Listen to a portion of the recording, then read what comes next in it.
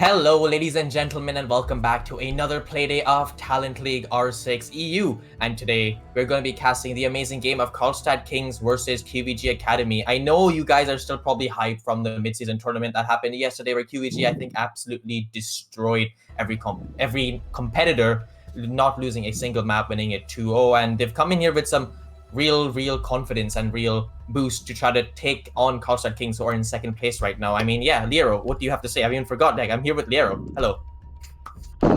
Hello, you've been going on a roll there for a little bit. Yeah, Yeah, I'm I'm doing excited for good. today's game, you know? Like, Yeah, it's interesting. It's a very good game. Second versus yeah, me third, too, like, man. Yeah, I'm doing good. How are you doing? yeah, I'm doing fantastic, like I said, expecting the maps, and, you can probably tell from my voice how excited I am. Yeah, definitely. I mean, yeah, I'm definitely excited for this game, especially after how qvG performed Mm-hmm. yesterday. And they're third in the league right now, as we can see from the standings. Mm-hmm. And they won the mid-season tournament, basically unbeatable, right? Unbeatable Yeah, on all the maps, from what I completely understand. dominated. Yeah, completely dominated the mid-season tournament. And Carlstad is right above them at second place, and they actually have two more wins. But I mean, after qvG's performance yesterday, um, it's definitely gonna be an exciting one. Maybe we're gonna have a spicy game here, one of those close ones. Mm-hmm. Last time I casted, it was like, I believe it was more than a week ago, and it was one of the closest games. I think it was the closest game that I've ever casted here. It was Yeah, I two think eight so. sevens. It was two eight Yeah. sevens in a row, and maybe we're looking at one of those. These teams are really close to each other in terms of the standings. Both of Mm-hmm. them are looking good. Karlstad is looking good. Looks like they're improving their team play every single time they play. Every time I watch them, and qvG, I mean, they're on a roll. They're definitely feeling it after yesterday, and we're gonna see what happens here. Yeah, and just to touch on a bit about the actual games left to be played, people, I think, who've actually looked at the standings on Carlstad Kings have said that they've only won against the lower tier teams in this league so far, because their last four games, or sorry, last three games, including this one, is against qvG, who's in third, Ruhr Esports, who's in fifth, and I think Wolves, who's in fourth. So this will be a real test to see if they actually have been that good team that we think they are, because they've not won against every single team so far, but all of these teams have been in the lower part of the league, and they've lost to Noetic.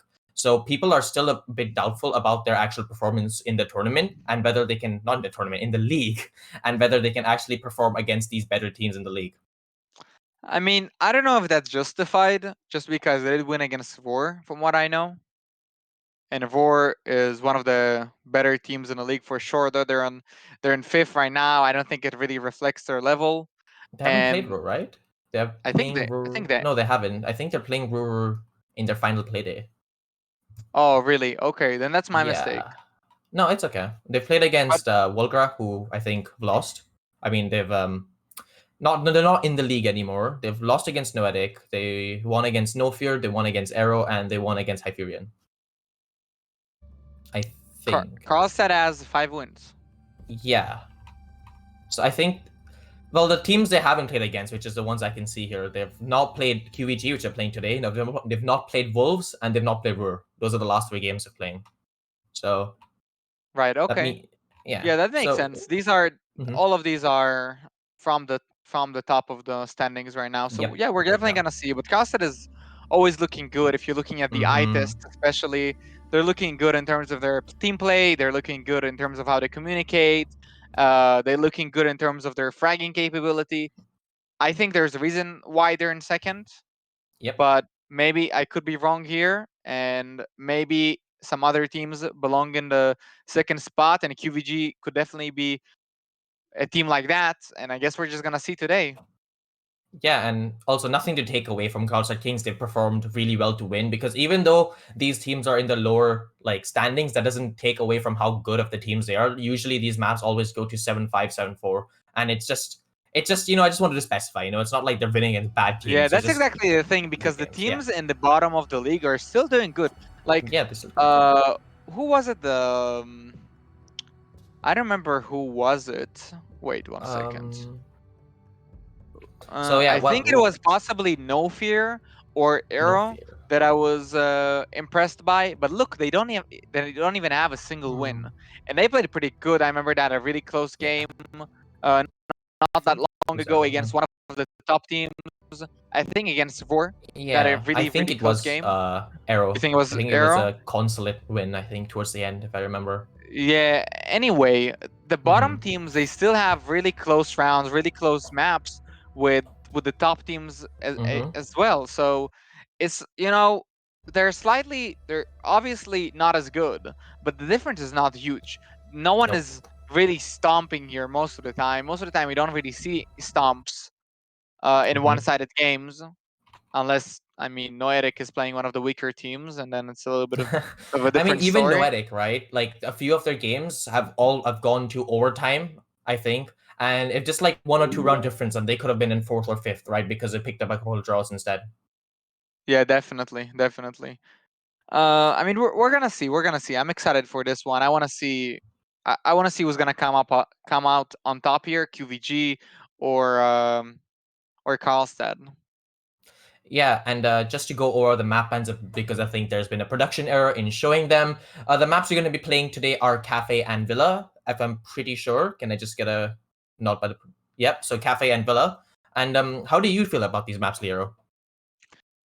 Cafe is interesting. I feel like it's most of the time pretty interesting. It doesn't really change that much. Usually it's played the same, but it relies a lot on teamwork, relies a lot on your ability to execute properly, and I feel like that makes it makes it exciting towards, always towards the end of the round. Maybe it's not as exciting to watch in the beginning of the round, like let's say Coastline or Villa could be. In the beginning of the Yep. round, you always see these early spawn peaks, someone runs up Yeah. on someone early on, or some crazy C4s and whatnot. So Cafe is not really like that most of the time. But what's really exciting about Cafe is towards the execute. I feel like that's when the map is really getting interesting, and I feel like that's where you kind of see the difference as well between some teams, how good they are at some things in terms of team play versus other teams, right? And Yep. Villa is, it's just overall It's an Villa. exciting map. It's frag heavy. If the teams want to play like that, if they're leaning towards that way, it could be really strategic. It could be. We could see new strats. We could see anything on Villa. Villa is one of the more exciting maps in the map pool. There are a lot of interesting engagements and a lot of interesting ways to do things, and just a really really interesting map and a unique map in terms of structure as well. So it's always fun to watch a Villa game. Yep. But yeah, I think that's enough about the maps and the teams. I think we are ready to get into our first map, which is, of course, Cafe Dostoevsky. I think I got the pronunciation right this time. But yeah, it's going to be qvG on the attacking side and Carlstad Kings on the defensive side. And Diero, bans Thatcher, yes or no? I mean, I'm not talking about Thatcher bans unless he's not banned, man. yeah, okay, so we're gonna skip over the first attacking ban, and presumably we're not gonna be talking about it because obviously it's nothing important and nothing out of the norm. Yes, we're not gonna be talking about that first ban, but Yeah, the we're gonna second be ban is gonna predicting be already more the second important. one, man. Probably. I'm going for. If I'm predicting. Who am I predicting, man? I'm thinking a Nomad or maybe a Flores, because I think there's been an Yeah, increased Flores I think usage Flores, in this man. I map. think it's gonna be Flores. Yeah.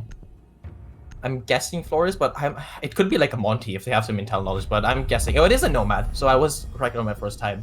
She is one of her stronger maps, but, yeah, I mean, You know Flores what's is interesting about Nomad on this map? That usually you ban Nomad for like the outside presence, like for example Kosan or Consular, right? But like Yeah. on Villa, you don't really go for these runouts most of the time. But like You mean Nomad is Cafe, so right? strong Yeah. Mm-hmm. on Cafe, yeah, you don't really go for these kind of things. But like on Cafe, it's just really effective on these staircases. Staircases, The yes. brown Mm-hmm. staircase, the red staircase, the white staircase, especially when you're going for that map control, the vertical play, Mm-hmm. and all of that. Everyone's applying I feel sword, like no, I feel especially. like Nomad is really really strong inside of the building, and I mean she could potentially be used on some of the windows, right? But I mean, Yeah. usually Mm-hmm. it doesn't. It's not really effective, just No, because it doesn't work definitely. until a lot of people don't know this. It doesn't work unless you touch the ground, and usually by the time you touch the ground, the guy repelling is already dead. So it's a little bit irrelevant at that point, right? I mean, Nomad ban aside, like, we're not even talking about the defensive bans, and I mean, a Jaeger ban, that is unorthodox, I don't think I've seen many Jaeger bans, especially after his not so recent change in how his ADSs work. I don't think that he's really the type of operator to be banned. Mostly, usually we'll see a Vamai ban instead, because I think a Vamai is a better version of Jaeger right now, because he has a if you're playing him to his most optimal efficiency, I think a Vamai usually is better. So it's very interesting to see a Jaeger being banned instead of the Vamai here. I mean, it's interesting because Wamai is better at like holding a specific spot, but Jaeger is just better at all around, dumping your utility somewhere and just running around. And he's way more flexible with that. Wamai, you have to stay alive. You have to make sure you're putting your magnets Yeah, I mean, in there's the right spot. spot. Usually, you want to stack the Wamais as well, the magnets, Mm. right? So it's not really the same. Yeah. I don't know. I feel like Jaeger is still a bit strong. Like if I'm choosing between a Jaeger and a Wamai in most strats, I'm probably going for the Jaeger.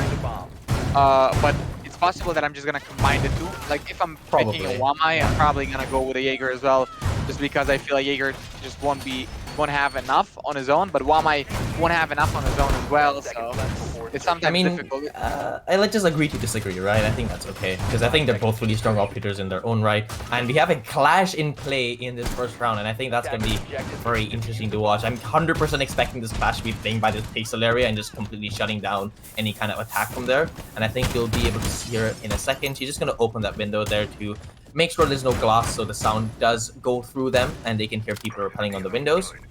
And yeah, I think she's gonna go into pixel spot, but she just seems to be touching these windows right now, not breaking them open so that sound can propagate through them, like I said. And yeah, she does seem to be rotating over here, probably gonna be playing with that Vamai in that one pixel area, just denying as much drones, as many drones, as much utility, that has many nades, smokes, and there's quite a lot of them, right? But the arrow, right? I mean, I'm looking at the Flores, and I think the Flores just instantly makes that pick not as effective.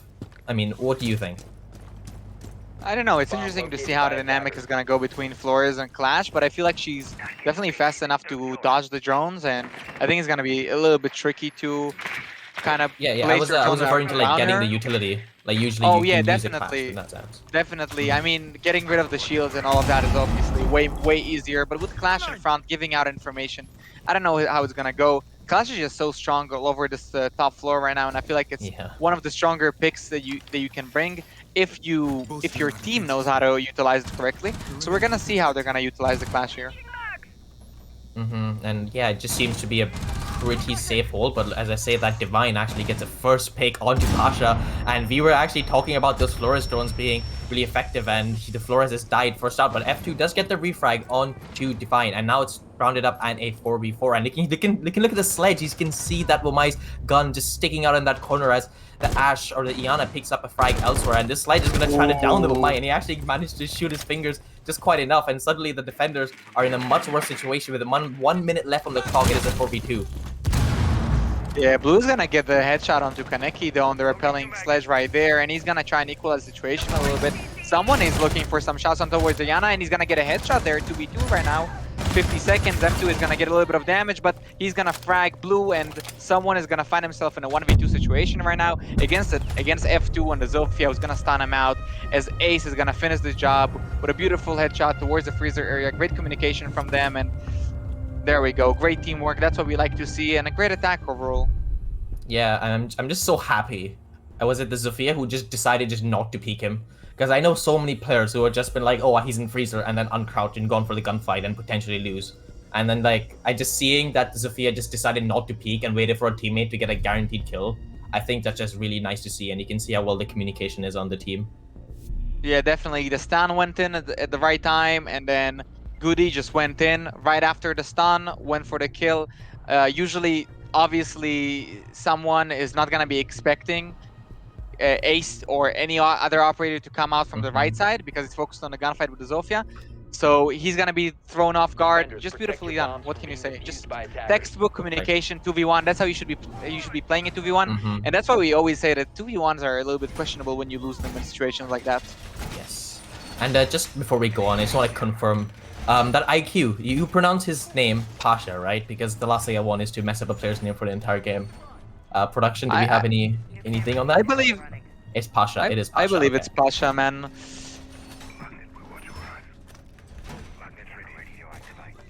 Okay.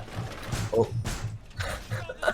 Well, we're getting some intel on how to pronounce players' names because I think that is just a nice thing to keep in mind. The players don't really get annoyed, and especially since we're so early in the game, we don't really want to mess up their names for much longer. But it seems to be an extended hold coming up from Carlstad Kings. They didn't really like how they held that upstairs site and just decided to go down to kitchen, and are going to be extending their whole upstairs into this train museum and dining area here. Just going to be opening up these angles as well as a hatch for them to rotate late round. You can see here Askell is on level 9. He's going to be playing in this court area, and I think this is a perfect operator to play in this small spot. He can completely deny any nades that come out, and he has a pretty okay area to retreat back as long as he plays this correctly and doesn't get pinched. Yeah, definitely. It's gonna be interesting to see how how it plays out. But what's interesting as well that I don't know how effective the the attack that qvG is going for right now is. There are a lot of roamers on the top floor right now. There is a vigil, there is a Mozzie, and he's gonna get support. Someone is gonna get support as soon as he drops down here, and it's gonna be a bit rough clearing them out as there's a lot of presence here in the middle floor and reinforcement. So it's gonna be tight here, going for the vertical play, going for the map control. Yeah, especially when you consider the operators that Carlstad King is bringing. They're bringing the Vigil, the Mozzie, and the Mute. Like, this is just optimal, like, drone stalling, trying to make sure they don't get any information as possible. And you can see it is working. It took a minute for qvG to clear out that top floor area, and they're still hesitant. They still think maybe someone's playing close to those white stairs, which there is someone, but he is all the way down at his divine on this Mozzie. But yeah, you can just see how well this intel is being denied by Carlstad Kings because of this operator lineup that they're bringing in. You can just see how hesitant as well that qvG are. They don't really know how to push this. They don't really know how to approach this. But you can see our Pasha actually is pushing up onto this 90 area as Goody comes into a gunfight with Askell, picks it up. F2 picks up someone elsewhere onto the map, and suddenly it's a 5v3. And his defensive hold, you can see here that Divine does get the refrag onto Kaneki, who had no idea that he was playing on those stairs. And he's going to rush back into site. You know, they wasted a bit of time. It's a 3v4 situation now. They don't really want to lose this next pick. Otherwise, it's going to be a much harder round to hold. And I think Divine's just going to be playing by this bar area, trying to waste a bit more time as a nade comes down by Googie. And what a nice nade. Blue just staring up on that hole with the shotgun, not really expecting a nade to come out, as now the attackers have free reign upstairs, and they're going to be trying to attack this day 3 area. Yeah, Execute is gonna be coming here. So 40 seconds on the clock, and the attackers, qvG, have been able to put themselves in this really comfortable 4v2 situation, unlike the previous attack that they had, where they kind of had to trap it out a little bit towards the end. But as I said, Insel is gonna get a frag. He's gonna get another one here. Pasha tried to refrag, but was only able to get one here. So Insel with a nice double here is gonna find himself in a 1v2, and he won't be able to clutch it out, as F2 is gonna get a headshot onto the Valkyrie right there. Beautiful shot. And again, I mean, F2 is, you know, in a 1v2 situation, playing it pretty well. Really aware of the situation of where Valkyrie could be. Check the left corner, realize he's not there, flicked onto the right corner, and pre-fired ahead. I mean, that's exactly how you should do it. A great attack overall. And what's surprising, they've really dealt with the roam clear really well there. There were 3 roamers at least that were roaming around the middle floor, and that's usually really hard to get rid of on Cafe. And they didn't even do any vertical pressure or anything. What I noticed that, first of all, Pasha sneaking up there, really, you know, doing the little crouch walk onto the barricade, holding the angle, making sure he's getting the shots on the unaware vigil there. But also winning that gunfight against the Wamai from Goody. Just, you know, winning a straight up 50-50 gunfight, maybe a gunfight that maybe didn't even have any business of winning. I don't even think it was a 50-50, to be honest, when I think about it right now, because Wamai had all the advantage there that he needed, and he wasn't able to win it out. So he should have definitely won that gunfight, I think. Yeah, so qvG definitely winning out their gunfights, definitely showing that they're not afraid to push up, to sneak up, to, you know, be up in the face of the attackers, and it works out for now. It works. 5 seconds left. Yeah, definitely. I think Carlstad Kings have had a really nice setup and execution of that setup in the second round. I'm not sure about the first one. I think that was a bit scuffed, but they definitely executed the plan they had in mind almost perfectly, but they're just losing out on those crucial gunfights, you know? And I think that's really costing them here. They need to be winning their ones, as, you know, haha, common saying, just win your ones. But I think in this case, it's truly that, where they're doing everything correctly, except for the fact that they need to be getting these kills on these roams. Yeah, definitely. I mean, we're gonna see how they're gonna deal with this next round. If qvG is gonna keep dominating here, just in terms of crucial gunfights, it's gonna be worrisome for Carlstad because of two simple facts. First of all, they're defending on Cafe, and you really don't want to be losing so many defenses on Cafe. It's usually something that we don't see. We see defense dominating, even when it's a weaker team against a better team. We see defense dominating on Cafe. That's one. And second of all, if they're gonna keep on dominating like this in terms of gunfight, then qvG is looking really scary right now. Yeah, like you said, I mean, even if you take into account last round, you know, they didn't even have that much information considering the operator lineup of Carlstad Kings, but they still managed to get those frags, which is just crazy. But that's enough of the last round. Let's talk about this round. They've gone back upstairs, you know, and they've decided to change the operator lineup a bit. Instead of bringing the Clash, they bring the Maestro this time just for a bit more utility, to slow them down a bit more. He brings the Barbar, he brings those cams, and he has the Alda, of course. He's just going to be sitting back, and maybe he's also going to try to assist that Wamai, who usually is playing a 90 with his Maestro cams. I'm not really sure where he's placed them, but you can see the nade just comes out and I mean, you can't really expect to play in Pixel when the other team is so coordinated where they know exactly. The Jaeger's banned, right? They know how much time's gone in the round. They know how many Wamai discs are there. They can easily burn out and nade the guy. So, and like that's not, you can't really expect to play in that position for much long without dying. And someone actually who was on the Wamai just get picked off, and Kaneki picks up a second one onto Divine, who was trying to refrag him probably, and suddenly it's a minute left, it's a 3v5, and yeah, I mean, a lot of map control given to qvG Academy. They have a lot of space now. They can probably take it a bit slower now, drone out the last few defenders, and then set up for the side execute. Yeah, definitely. A lot of space and a lot of map control as well, but also the frags, man, the man advantage right now. And as I said, Insel is going to get a double here. F2 is going to refrag onto him, and he's going to silence him. They're going to make sure that they're keeping this man advantage. So 3v1 right now for Askel, and he won't be able to win out a gunfight against F2, as F2 is on a roll right now. He's refragging every single time when he needs to, and he's consistently getting the last kill of the round, making sure that there's no clutches, no weird surprises coming towards his team, no players sneaking up, and he's doing a great job doing that. And 3 over now for qvG against Carlstad when they're attacking on Cafe. What more can you say? I feel like I've said enough just by saying that. Yeah, I mean, they're just doing the textbook standard attacks, and they're just doing it so well, like a well-oiled machine, that Carlstad Kings are probably expecting the other team to make some small mistake and capitalize, but those mistakes aren't coming, you know. They're clearing out Pixel almost instantly. They're droning out when they try to roam as efficiently as possible. They're getting those frags they need. The nades are coming at the perfect time. They're swinging together. They're just playing like a really well-oiled machine. Like, I feel like this is the kind of attacks that you aspire to do when you form a team and you want to play together.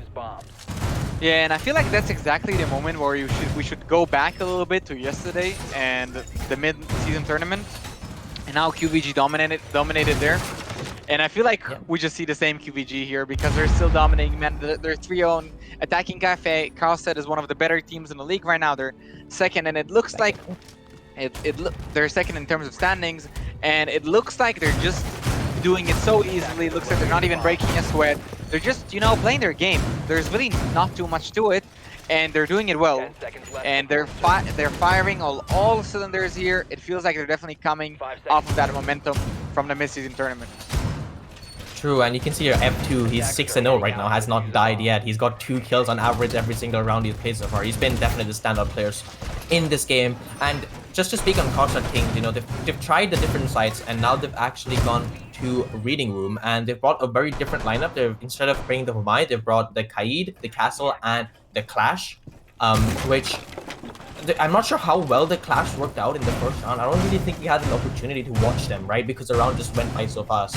So I'm not sure how much value she's gonna get, so it's gonna be interesting to see how well she does this round. But the castle as well being brought probably just to castle out a few doors to make sure that qvG just does not rush into sight. And you can see here one of these castle barricades is placed on this double door of entrance as the sledge is gonna push through. And I don't think there's anyone playing in train, is there? It doesn't look like anyone is there right now, and no, the answer is no. And they do have a drone on it, so they're gonna have full awareness of that. But the Clash is right above with the hatch, so she's probably gonna give full information there if one of the attackers will decide to push in. So, and it looks like Kaneki is aware, you know, he's being cautious here. He's not pushing in too fast, he's not too aggressive. He's making sure that he's in places where he's not particularly seen well, and he's not giving away too much information right now. He's gonna make some noise over there around the pillar area right now with a sledgehammer, but you know, besides doing that, and F2 right now with the spraying the window towards Pixel, there's not as much damage with Pasha. He already got a kill with the G8 there, and qvG is gonna make sure he's gonna get a frag on the laundry room player right there. So they're already all around the site, and two of the defenders are right now on the top floor. And it looks like Instil is alone against this execution right now. So he's gonna be holding this angle, and he's gonna try and watch out. Kaneki's gonna get a kill onto Divine, and F2 is gonna get the kill onto someone. So Instil is alone in this 1v5 situation. He's gonna get one kill, a headshot right there, but he won't be able to expect the player coming out of the laundry rotation, and he will win. He will lose out that gunfight. Unfortunately for him, as his team is really not looking as good as qvG right now, to say the least.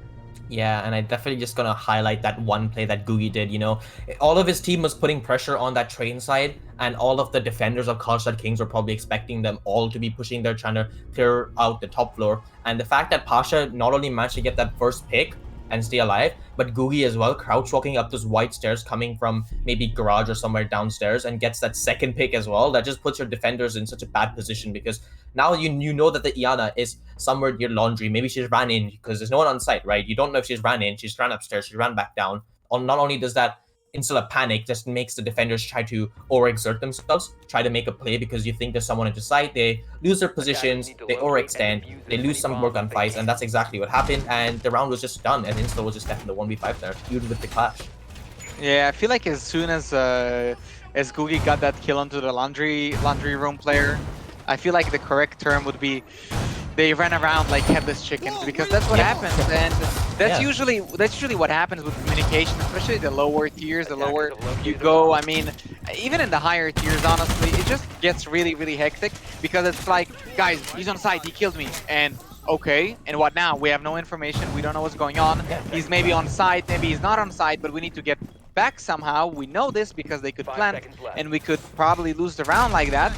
So you start panicking, you start running around, you leave your position, you really, you know, the chaos really goes towards qvG's advantage in this case, just because the defenders are going to be running around, qvG is holding the angles, and they're ready for that, and they're going to win out those gunfights, no problems, not even anyone shooting back when, you know, they're shifting around like that.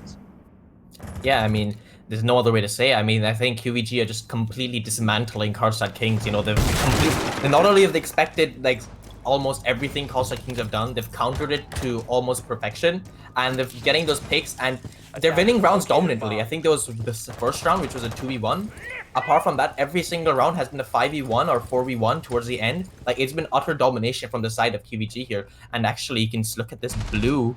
He's playing very close on the shotgun, expecting the sledge to maybe try to open it up, but the sledge smartly just moves away, you know, not really trying to challenge that window, and I think that was smart, but the sledge of Kaneki does get picked off by Divine elsewhere. Divine, I think, goes for a run out, and I think that's exactly what happened. Divine runs out, I think, was it someone's support, or maybe Askel's, I'm not sure, but it was Instil, actually, I think.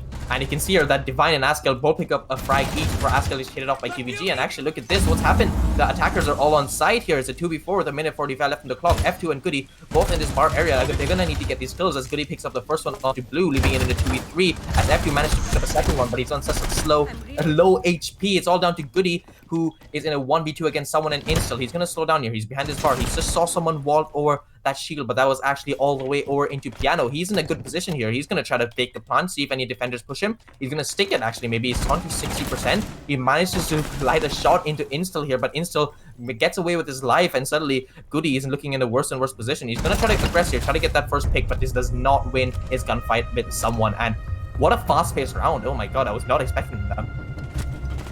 Yeah, that was really fast-paced, and actually the first round for the defenders to win outright here. So finally, they get the first round on the board here. That's good for them. But still, I don't think I was that convinced. I feel like Carlstad had won a lot of gunfights, and that's basically what happened. Especially there towards the end, at 1v2, they didn't really play it as good as they could have. I feel like the communication was really lacking there, and I don't know if you noticed, but I really were scared to push qvG right there. Any one of them, individually or together, and they honestly kind of got lucky that it didn't decide to stick out that plan, because, you know, some players, you know, that's kind of also still stick it out. that's kind of playing with your luck at that point, and some players would decide to tuck themselves in the corner in that situation and just stick the plant. You know, just go for it. You know, worst case scenario, you lose out the clutch, you lose out the 1v2, nothing really happened, right? So it's really lucky for them that qvG decided to not put that plan down, not stick it out, push up there, and trying to go for a gunfight. That's what lost them the round and eventually. But you know, it could have went a really different direction there, and I feel like Carlstad have been really lucky that that didn't happen. Yeah, I mean, also just saying, like, he got off the plant the perfect time. He actually managed to light a bullet into Insta, and if that bullet was on the head, suddenly that round's a 1v1. And I think Goody, considering how well he's been playing that round and considering the momentum that qvG had, I have full faith that he probably would have pushed out that 1v1 there, right? Like, he could have That's easily definitely like won possible. that. I mean, We would never know, but still, Carlstad is not playing yeah. as they should. I don't feel like they're confident. I feel like they're maybe even a little bit scared. And I mean, I won't be blaming them after losing 4 rounds in a row like that. Hopefully now they're gonna get their confidence right back a little bit, you know, so they could, so they could really stand up to qvG. And in terms of gunfights, in terms of anything right now, someone is gonna make sure he's gonna open the kill feed here onto Googie as Yana is just gonna run towards Code. And it looks like there was maybe some miscommunication there. Maybe it was cold clear, or maybe he just droned it with a maybe he just droned it with a Yana drone. The side was clear and then ran in at the wrong time, unfortunately for him. I think that's but it what looks happened, like yeah, that's probably what happened. I mean, that's why you should have a live drone pushing in front of you on these entry positions, and F2 is pushing up right behind the Diana right there. He's gonna be holding the angles here. Looks like he has full information on Travuk though, as the yellow ping is coming out. Number 4 right there, and Askel is holding the angle. He's gonna get shot through the window though, and he's on 1 HP. I don't know if qvG is aware of this right now. F2 is gonna push up and he's gonna get the headshot onto Askel. Beautiful headshot right there, and a beautiful push 4v4 right now.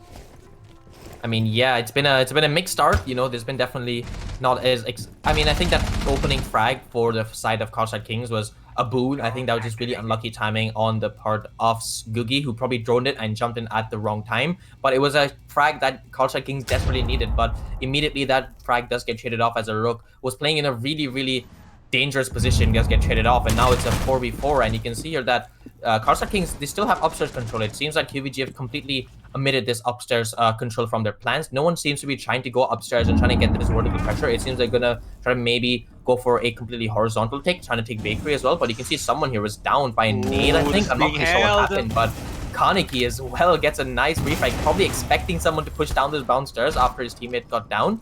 And that was exactly what happened as Kaneki picks up that frag. And you gotta remember that someone is down, which means it is a 2v4 right now. And you can see here that Blue throws the T4 out. Does that manage to catch anyone? No. He's just prone behind these kitchen counters. He doesn't want to get shot out. He does light some bullets into Pasha, but it doesn't seem good for him. You know, he's in such a bad spot here. He can be shot from 2 different sides, and Install is completely across the map. He's going to be trying to push down his right stairs, see if anyone's there. He does see the Zofia, and the Zofia manages to dodge a headshot from Pasha. Picks up someone who was a down one, as Goody picks up Blue, who was on side. Now leaves it all to Install, who was all the way back there on these right stairs, who does pick up the first pick onto F2, but gets traded off immediately by Pasha. A solid attacking performance from the side of qvG. And I don't really have anything else to say. It was just a really good attack. A really, really good attack. I feel like the best decision that they could have made is really learning from the previous kitchen defense, that attack that they had onto the kitchen defense, and really ignoring this time around the roam completely, because that's usually what you want to go for. If they're roaming so aggressively on the top floor and the middle floor, why not just ignore it, you know? And that's exactly what they did. A little bit of a hiccup there with the Yana, with the Yana pushing up really early and losing her life. It was Googie, but F2 made up for it, pushed up, got the refrag, and then they kind of had a lot of control there. They had control over the small bakery window, over the some people call it wedding, over the entire red hallway, coat, VIP area, all of that garage. And that's basically all the rotations that you need to hold towards the staircases. That's everything. And at that point, nothing is happening. They're just holding angles. The attackers are just waiting for defenders to come to them. And maybe one or two attackers are creating fake pressure here or there, right? So yeah, I think that was exactly what F2 was doing. That fake pressure is being created. And calls are coming out. It's like, guys, I don't really know where they are. Maybe they're close to me. Maybe they're gonna execute. I don't really know what's going on. And especially after losing 4 rounds in a row, you're a little bit scared. So comms are a little bit hectic. Bottom line, your defenders on roam, they get a little bit paranoid. They decide, okay, maybe I'm gonna try and flank here. Maybe I'm gonna try and help my other teammates on the side, and that's what happens. The attackers are waiting for it. They're holding the angles, and they're destroying you. You don't even have a chance to fight off a gunfight like that.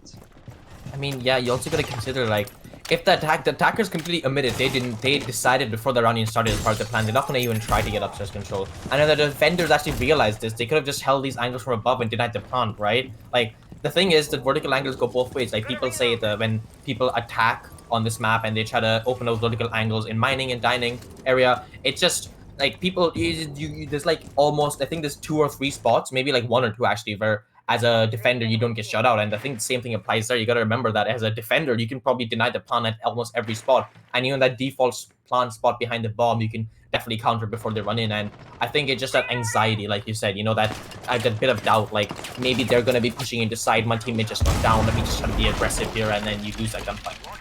Yeah, that's definitely true. You can do your best to try and hold, but as soon as they have VIP and around the code control, it's really, really hard because you don't really have any good angles towards the freezer area besides the hatch. And if the hatch was reinforced, I don't know if it was, but if it wasn't, it's basically impossible to hold the push onto the side at that point. And also, yeah, you're right, the communication and all of that, it definitely plays a part here. So, you know, they didn't play it as good as they could have, and qvG is dominating right now, and they moved on to defending now on Cafe. It looks like they're gonna take it easy, you know, they're gonna roam out a little bit early on the top floor, and they're gonna, destroy some drones, go back to the side. Nothing too crazy here. They're playing as they should, they're playing for time, they're roaming as they should, they're not really risking their lives, and that's what I like to see here. They're not getting too cocky, although they're 5-1 up. Yeah, and you can see that qvG was a bit more confident there. You know, he dropped down and he went back up the stairs pretty fine the angle, expecting someone to be there. You know, he's definitely still playing aggressive. You know, he's letting them know that he's there and they should be scared because he's gonna make plays like that. And then he just immediately falls back afterwards, doesn't make another aggressive play like that. And now the attackers, you're like, okay, he made an aggressive play by pre-fire. Maybe he's gonna come up and do it again. And then just waste a little bit more time. And you can see they've done a really good job. They've wasted almost 2 seconds. 2 seconds, they wasted 2 minutes of the time as the vertical angles are starting to get opened up here on the side of the attack, and they do have enough time to go for an executor, but that that hatch being kaided is actually going to be a big problem here. The nade has to go through to try to get rid of this kaid, and it actually does, which means that they can actually get the hatch open and continue with this execute here. And I think if that hatch wasn't open, that would have been a big problem for the attackers, but the hatch does get open, and you can actually see here that Blue is actually holding this flank, and he gets a nice shot onto Instill. Or sorry, Instill gets a nice shot onto qvG there as someone picks up a second frag. As F2 gets a refrag, but Instill picks up the next frag onto F2, which leaves it into a 2v4. And Carlstad Kings looking much stronger this round as someone picks up Goody and leaves it all onto Pasha, who's gonna try to deny the plant. He gets a first nice shot onto the head of Askill, but can't do anything after that. I just get hit out, and a solid run from Carlstad Kings, one that they really needed because I don't think they really wanted to go on match point 6-1. Yeah, definitely. I mean, they still have a long way to go, but it's good creating the, showing the dominance on the first round when you're attacking for the first time on Cafe after you're swapping sides. Maybe, maybe today is gonna be a crazy day, and it's gonna be an attacker-sided Cafe. Who knows? Who knows? You know, it's not casting curse anything. I've seen anything, man. I've seen crazy things. I remember that there was this one time, I think maybe I think it was Invite 2019 or maybe one of the majors in 2019. I feel like Villa was really fresh in the map pool still, and it was really defenders out of that time. And I remember this match between EG and another team, and Villa was so defenders at it. It was crazy defenders at it. I feel like they played against one of the Brazilian teams, and that specific match, it was insane because both teams won 6 rounds on each side on attack, and it was just insane. No one believed what they saw because the map was so defender-sided at that time. So anything is possible here, man. Yeah, and as a viewer, you probably want to see this map go to those 6-6 or overtime match point because that's the kind of match that always excites people and makes people. That depends who you're cheering for. I don't know. Who I mean, if you're neutral fan, let's just be careful. If you're a neutral fan, you want to see the best possible match. But of course, if you're rooting for qvG, you want them to finish this game out quickly as a 7-2. If you're a Carlstad Kings fan, you want them to win the next 5 in a row and then win this match 7-5, right? But as a neutral viewer, you probably want to see this map go all the way. And as a neutral viewer myself, I want to see this go all the way, and it's just really fun, and I just want to say, I think that one round that they won was exactly what Carlstad Kings needed to just boost their confidence a bit. They didn't really have much going for them either way. The rounds that they actually won, I think, was a rush from qvG from, I think, a Skylight drop. So they really needed some kind of, momentum and some kind of foothold in this match, and I think that round's exactly going to be that. But are they going to build on that and win the second round? Well, we're going to have to find out here. Yeah, definitely. We're gonna see how this is gonna play out. 5v5 still a pretty quiet round, and as I said, that Kaneki is gonna actually shut me up. He's gonna get the opening kill onto the Vine there. A On the nice headshot hatch? onto the Bana. So no Behind. harm reach Oh. for you. Any? Oh, okay. I'm not too Not sure sure what what happened happened there. there. Insta is gonna trade back with a nade here onto Googie though. That must have been a nice nade as well, and it's a little bit sad that we're missing out on this action right now. But it looks like Carlstad is not doing that bad. They're in a 4v4 right now, and they are Hmm. attacking. They have the top floor control, and now it's all about clearing the mid control. Although they're running out of time, they know the top floor is clear though, so I'm sure they're gonna get right into the work of clearing out the middle floor right now. Yeah, I mean, they're gonna have to pick up the pace a bit. There's only a minute 30 left on the clock. Usually it takes you 30 to 40 seconds to clear this out, and you really don't want to be left with less time on an execute because you've seen what happened there. Ooh. Blue, a nice refrag, expecting someone to run down those whites just after shooting, and he gets a nice frag onto, I think it was Goody, right? Yeah, that was Goody. And that suddenly puts him in a much better position as a, you have the moment you get that extra Yeah. frag, suddenly the time becomes less of an issue because you can start relying more on getting those reflags. And I think that's exactly what happened. And they get this map control as well. You can see they're opening these angles, trying to catch people, but I don't think that anyone's going to be caught. You can see the Kite playing in freezer, and I think someone else is prone behind the bomb in probably the only angle in that side. No, but he reared his back to freezer as well. He's just gonna, it's F2, and I think Wait, he's did gonna work Insta it out. just nade himself? I think it was a C4. I think Kite C4. Yeah, I can see Kite through a C4. I think that's pretty sure what that just happened. He naded himself. Okay, apparently production is telling me he naded himself, which is quite unfortunate. But he is gonna get res back up on his TNT, and they still have the man advantage, but he is quite low on health, so he needs to be careful here. As we can see these angles being opened up by someone trying to catch someone behind that kitchen counter. But look at this, Kaneki still in coach check, hasn't been cleared out, and could be a big influence later on in the round. But it doesn't seem like anyone's gonna be pushing there. It seems to be a hard drop into freezer, and you can see a sledge can't really chop because of the smoke grenade. He's going to be holding this angle here as Askell picks up Carnegie elsewhere, leaving it into a 2v4. It's all onto F2, and Pasha F2 picks up the first kill, manages to get the second one as someone vaulting that window. Suddenly it's a 2v2 with 5 seconds left. Diffuser's dropped inside the freezer. Someone gets that first pick. Doesn't know where everyone else is. Goody picks up a second one, but someone managed to get the last pick. Oh my god. Goody. Did Goody get in a Runigate? Wait, Goody died. That wasn't a Runigate kill. What? Someone just walked into a Runigate. What? I am not. Okay, production, right? He walked into a Runigate, right? He walked into a Runigate. That's insane, man. Wow, That was a crazy round. insane. So it was a 2v2, right? Apparently, and the Sophia rushed into a Runigate, and there was someone behind her. Oops, I think it was a sledge. And the delay of the Runigate, that when someone walks through it, is still active for a few seconds, and the sledge didn't realize that. He ran through it, died instantly. And all of that happened because he naded himself on the mid floor. True. If he didn't nade himself, if he didn't nade himself, it would not have happened. But I mean, someone there, he did the work anyway, and he made sure that he got the last frag. So I don't even know what to say. I really have mixed feelings here. Carlstad is not playing as well as they should, but they won 2 rounds in a row already. And I mean, I'm excited to see where this goes, man. It looks like slowly but surely they're bringing this back. 5-3 right now for them, and look, they're only 2 rounds away from equalizing the situation right now. So who knows what's gonna happen, man? Are we gonna see an attacker-sided cafe? True, and honestly, qvG, they really need to win this one defense round. Otherwise, actually no, I thought this was reading side. Never mind, they've played the side before. I was gonna say if they went to reading and they lost that as well, that I think just they went down kitchen for morale. twice. Yeah, okay. So they've gone kitchen twice. My bad. So this is their first time defending bar, which is, I think that still is a thing. They've never defended this before, but they do want to win this because when you start losing those rounds in a row, and I think there's a C4 toss coming out here from the side of this Valkyrie. I'm not sure if he's gonna actually toss anything out. The person who opened the hatch just seems to have disappeared. I'm not sure. No, I think did someone from No. Goody opened the hatch for him. That's what happened there. Okay, Goody opened the hatch. Yeah. Okay, I'm not listening with sound, so I did not hear that. My apologies, but yeah, I thought the sledge naded it open and it's gonna get a C fact. Okay, never mind. Well, it's the first time they go them. I think he was expecting. It's a pretty common thing. People usually expect people to repel on that one wall. I think it's the northern wall. Yeah, the northern wall. And maybe it's where Valkyrie came out because the people don't usually repel that early on, but I don't know. Well, Yeah, I think it was.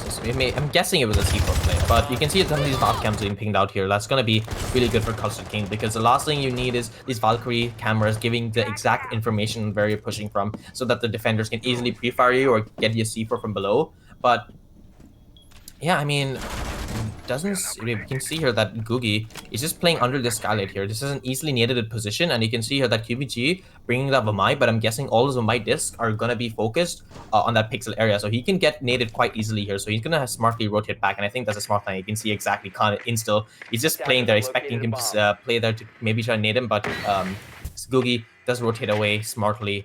A smart decision because I don't think he wanted to be naded there, but.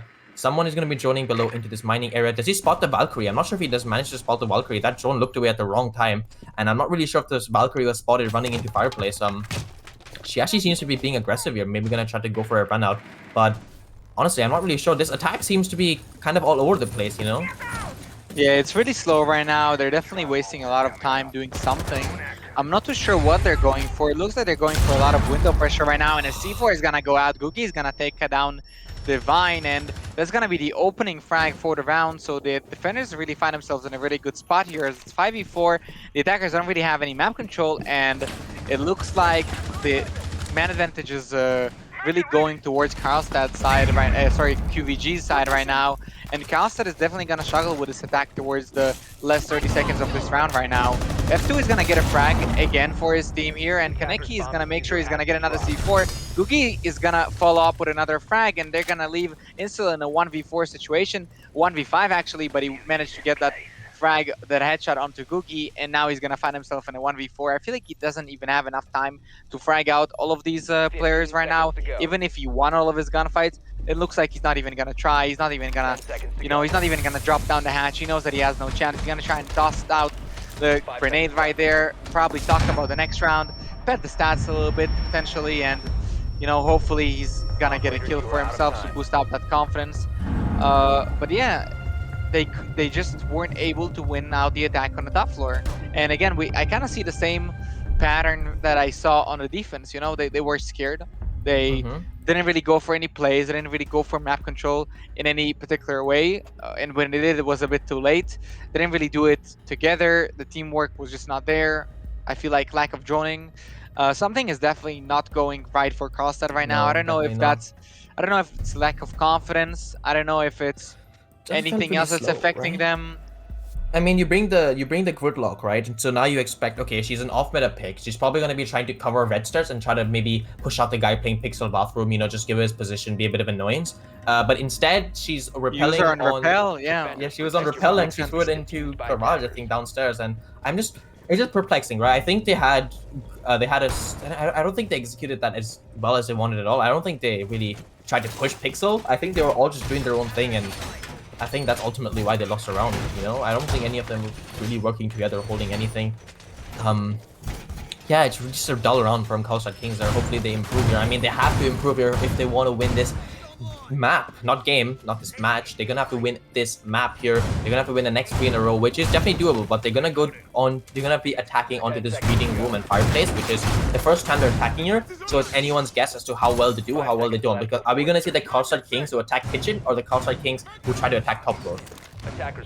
Yeah, they definitely. It looks like Kitchen just went their way just because they had an idea of exactly what they should be doing and they had a right idea. But it looks like for top floor it just didn't work out. The strat that they had in mind there, and it looked like it's not the strat to execute at that point. I don't know what goes into their decision, but I don't feel like that was the strat that they should have tried to execute. F2 is gonna get really lit up here on the window.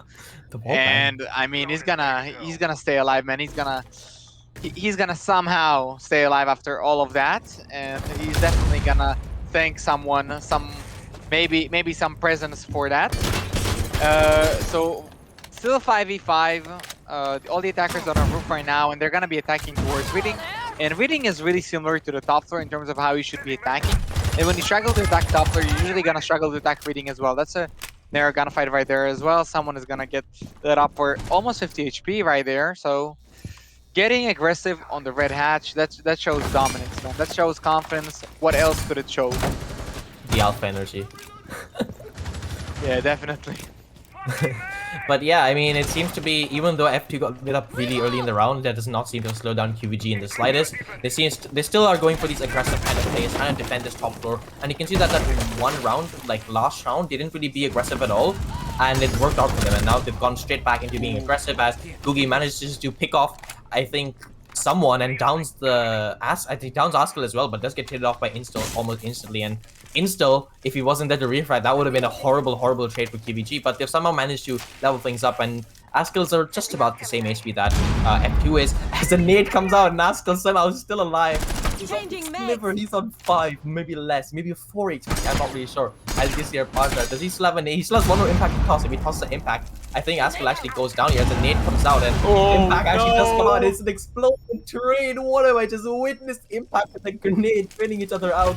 As you can see here, that Instill actually throws another nade, and it's just explosive warfare upstairs. You know, nades being tossed around, impacts being tossed around. I mean, that was such an interesting trade to watch there, but things have slowed down a bit more as Carlstad Kings and qvG are in a 3v3 situation with 40 seconds left on the clock. It seems to be a much better place for qvG. They can just hold us out, especially considering qvG is still playing on this pillar area unnoticed. And F2, he's on a sliver of HP. He just needs to watch out and make sure that he's not looking at the wrong angle, because one shot and he is dead. And you can see here that qvG is going to be peeking this. And does he get a free pick? Oh my god, he does manage to down blue. I don't think he knows. Maybe he doesn't know he's down someone, as he hears someone else drop from that upstairs balcony. Is he gonna manage to kill him here? You can see here that Instill tries to go for the spray here. He's the last person alive, and qvG gets a second pick. Oh my god.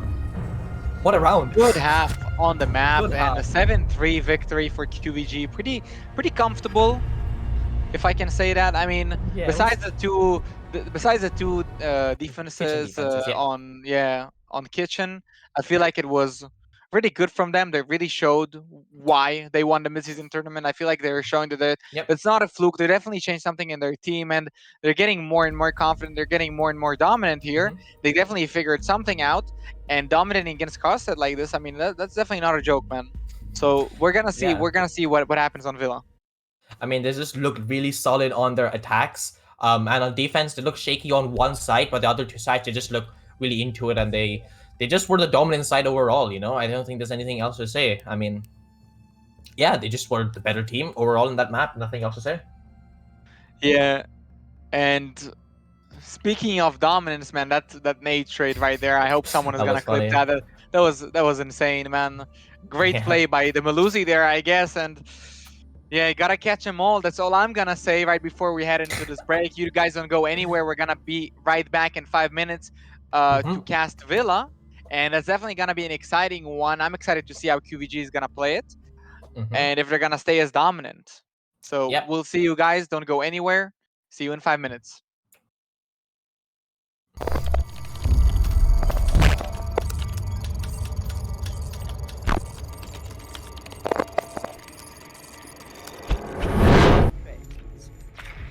Fix implies it will guaranteed work. Oh, well, hold on. He has an ADS as well? Oh, come on, it's bullshit, but Explode's gonna find Salvo, but that'll find Rodico. The man with the shotgun, I don't know what's wrong with that. We're gonna jump for that kill, and we're gonna snack it, knife him, shoot him. Nope, nice. Obviously, there were my gadgets. I'm gonna call them. Cryptic gets a kill as I speak. The ADS has been coming and play. The Monty playing aggressive. Cryptic gets another. Onto D7, that's the Monty gone. Monty and Ace, both very fatal. Amazing players for Burspert. Dice gets another kill with 5G situation. Cryptic gets a third, but last one repel Cryptic. But I think it's such a rough operate, like Shield just feels like paper mache at times, and well, that rotation hole means that Blavensk will look one way, get hit from a smoke canister will kill him. One bullet from anyone in play will kill him, and Sharky able to find both Batata as Salvo will shut down Explode means it is down to Wowen, and they know roughly where he is. It seems like Sharky's on the prowl, and there we go. When there's blood in the water, the Sharks know where it is. They said I'm the better one, and well, both are right. As they just played right now, MP9 is gonna find Boyster. He's lurking on top of the army stairs, and it looks like no one is aware of that. Maybe not even Valkyrie herself, and she is aware though. She's gonna get a double for troubles. A triple kill. Beautiful shot onto Cryptic there through the wall, and the attack is just gonna push down the tower stairs.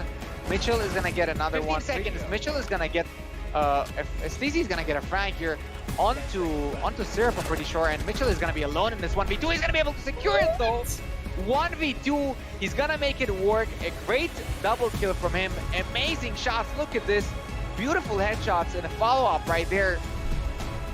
Wow, I can't believe he was able to clutch this one out, man.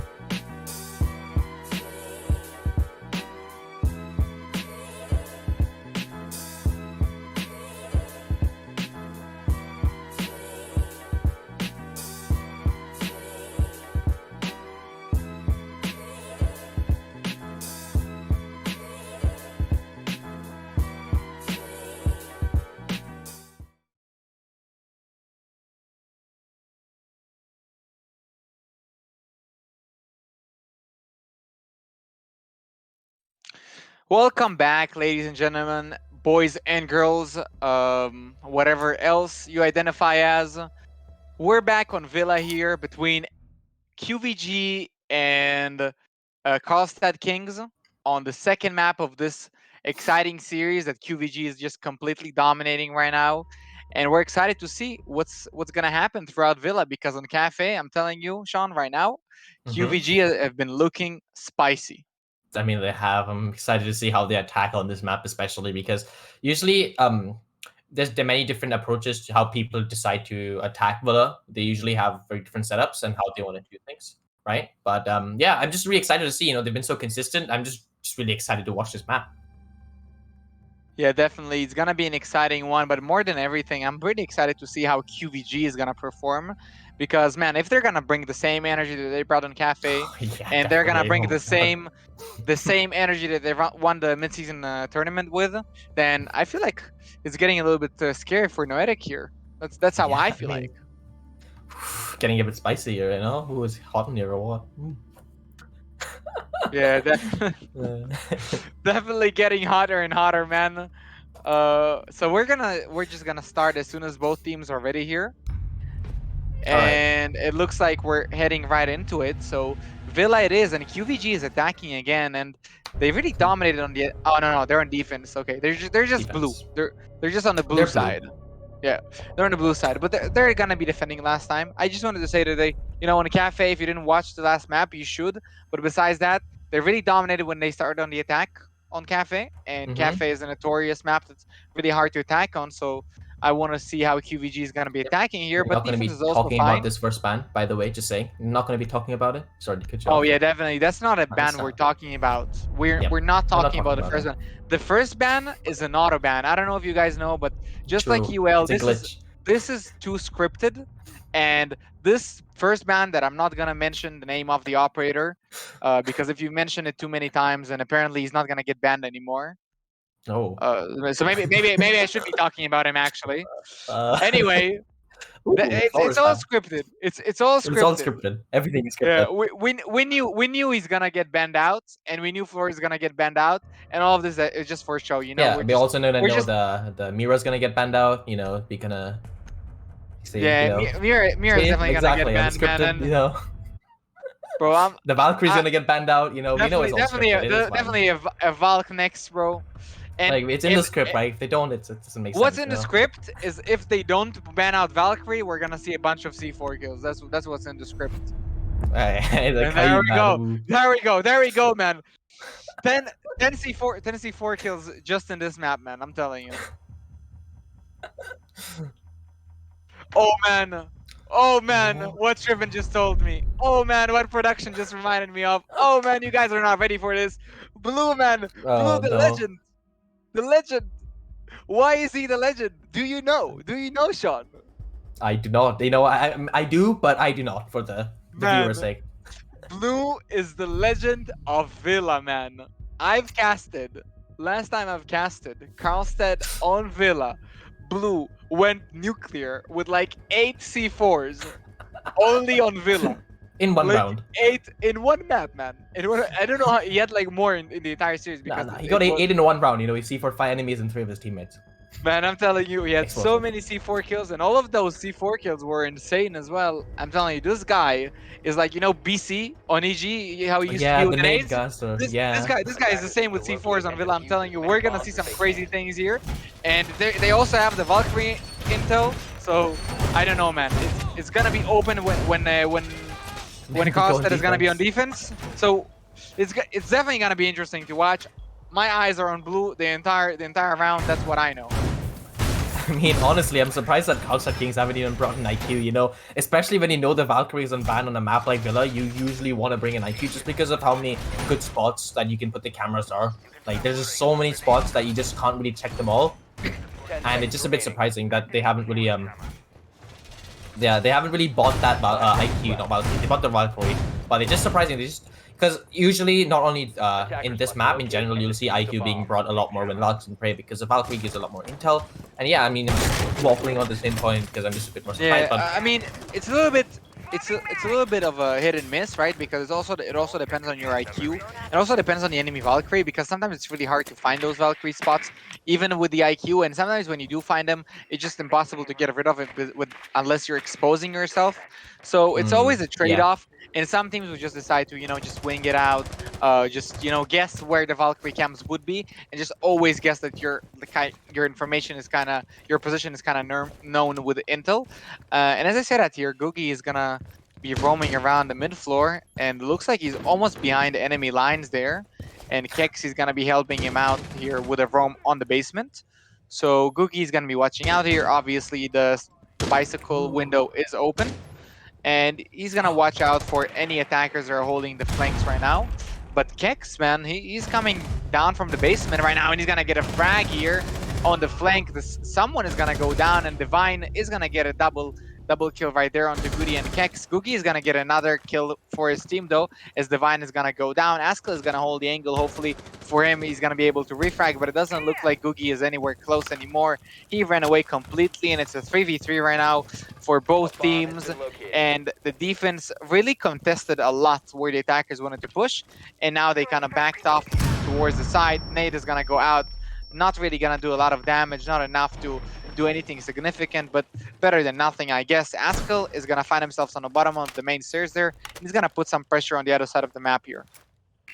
Yeah, and you can just see like the amount of trades that are coming out the start of the round, and things have really just slowed down since then. And Askell, I think he's gonna be pushing up these main stairs, but do they know about this Legion who's just playing an Aviator that's thrown behind that table? Because if they don't draw him out, that's gonna be a big loss, because if Askell dies, then all your map pressure is going to be in this bedroom area, and you don't really want that as attackers, because then you really just get boxed off, and it's just hard to fight your way out of that one's position. But you can start, oh my god, somehow Install doesn't manage to see the head of, I think it was Googie, playing behind that deer statue. And Askell, he's going to be pushing up here, and I'm not sure, has the Legion rotated back to side? No, he's going to be trying to contest the Ash here, and that's going to be a big problem. But Blue picks off F2 of the smoke elsewhere on the round, and you can see here that the Ash is aware, I think, of the Kaneki, this Legion who's playing on the stairs. Or maybe she just knows that there's one around here. Maybe there's a drone that got shut out. But she doesn't really know where this Legion is playing, and I think she's just going to stall a bit of time. And honestly, there's only 20 seconds left as Googie picks up another kill. It's all onto Askell, because Install was actually downed elsewhere. I didn't even notice that. It's literally all onto this Askell, who's going to be pushing here on this 90 corridor. Does he manage to get that first pick? No. And Kaneki, so patient there, played it almost perfectly, not really over swinging, wasting as much time as possible, and then swings at the final second and gets that pick. Yeah, man, Kaneki really played it really patiently there on top of the red stairs, not really moving much, just holding the angle, knowing that Askell is somewhere over there, and he has no choice besides coming towards his direction, regardless of what's gonna happen, and he just held it patiently, and luckily for him, Googie was able to get all the frags on side there, so it worked out. Yeah, but honestly, that was a very close round. I think one frag could have swayed it either way. I think if Googie had died there, that would have made if Googie is dead, it would have been a huge problem. So I think, even though we watched Kaneki and he played well, I think we got to give props to Googie as well for not only getting that trade at the start of the round for Divine, but also coming back upstairs, staying on site. I think maybe he downed Install. I'm not really sure. We weren't really watching that, but he not only does he down Install, like metaphor in quotation marks, because I'm not sure, but he also managed to get that second pick, I think, who was on Blue on the Hibana. And now it's all down to Askell, who's on the other side of the map with 10 seconds left. Not really much that Askell could do there, and that was just a solid round overall. Yeah, definitely. And we're gonna see how it's gonna play out. So far, qvG is, they're looking good, but it's still, it's not as dominant as it was on Cafe, and it looks like overall on defense, qvG is not as dominant as they are on the attack. That's a little bit interesting. Usually, the teams that are usually better on the attack than they are on defense, usually they are better overall. That's what I find. That's the pattern that I find. Yeah, I don't know what Kaneki is gonna do here. I think one of his teammates is holding the default cam. You can see F2 on the camera. He's just waiting, and I think he's gonna actually run out here. And does he manage to get that pick? Yes, he does. He downs him. He doesn't manage to get the frag. He knows there's only one there. He's gonna actually run out for this kill. Oh my god, man. He's just gonna go back at this point, but man, I feel like that's so much damage done. The diffuser is down. Yeah, diffuser's down. No one's next to him. You gotta keep that in mind. Someone's gonna have to rotate all the way there. That's gonna waste another 30 or so seconds, and now they're gonna be scared of that blue. I mean, just gonna say, what a nice coordinated run out from Kaneki. The help, I think, FQ on the cam, just calling out on that one default cam. And yeah, I mean, Jesus, man, Kaneki, you can't be doing things like that. I don't know what that was. he's still doing it. He keeps on going, man. He didn't have enough. Yeah, and you can just Luckily see for how Blue, he wasn't able to hit any shots, but still, man, you know, he has balls of steel. yeah, he keeps running out. And honestly, if you're Carlstad Kings there, you must be like, why is he running out, man? It's we're playing at this game. Why are you running out like that? Like, what's wrong with you? You know? Because there's definitely that kind of mentality in some of the players who just expect the other players as well to play on that highest level, not really be more respectful, I guess, in how they play this game. But Oh man, you can you see really this shouldn't. default cap. If you're a competitor and that's how you're thinking about the game, that's your first mistake and one of the big reasons why you will struggle to improve. It's all about just being understanding and trying to figure out what the other team is doing. But you can see the F2 as well. He's getting the information, and he knows exactly that someone is playing, I think, on that skull, maybe that landing side. I'm not really sure exactly where that ping does land, but I think that isn't landing. And you can see here that he's going to walk into statue, but the C4 is not going to connect because, you know, the person walks away. Can he get that C4 retrieved? I'm not really sure, but they're going to definitely try. As the drones do come out, they're going to be droning upstairs. Not really... Doesn't seem like anyone is roaming, and yeah, they seem to completely have that area control on lock. And you can see Divine is just switching through the camps on the flanks, making sure no one's flanking, especially considering how aggressive Kaneki was playing. I don't think anyone wants to go through or die to Kaneki doing a play like that. And you can see here that Divine is going to be opening up these nice angles here to watch underneath, as Goody is going to be playing in Mudroom. It doesn't look like anyone is challenging him so far, but there's only 45 seconds left on the clock. Sooner or later, there's going to be a swarm of kills coming in, and I think that moment is drawing a bit closer. These vertical angles, they're going to be opened up by Askel as well, not just Divine opening these. But it doesn't look like anyone from qvG seems to be aggressing. You know, they're all playing it patiently. They're just holding this angle. They know that Carlstad need to drop the hatch. They know there's only a few ways, but I say that Kaneki is going to be swinging on this pantry window, trying to get that kill onto the Hibana, but doesn't manage to do so and gets flashed in the process. No one seems to be in a position to really push him. But look at that, Kaneki picks up Instil. I'm not really sure what happened there, but he has to pick up one. Does he pick up the second? Yes, he picks up Blue, and suddenly you can see there's a swarm of kills there, as suddenly it's a 2v4. Make that a 4v1. Divine left all in a 1v4. His position is known. He can't do anything. There's 1 second left on the clock. The time ticks down, and you are out of time. I mean, Kaneki, what a round from him, honestly. Oh man, how he held the push at the end of the round. They just came towards him, just like lambs to the slaughter right there. And I mean, that fear that he put into the enemies in the beginning of the round, running out like that, making sure he's downing that player. He wasn't able to, you know, secure the kill, but he was able to down him alone, outside, really far away of view and outside of range from the other attackers, so no one was able to refrag. They had to run all the way over, pick him up, make sure they're picking up the diffuser. They definitely wasted a lot of time, and then he kept running out, just installing fear into their hearts, and that definitely, I'm telling you, that wasted so much time, just because you constantly need to be thinking about a individual who's running around like a monkey right now.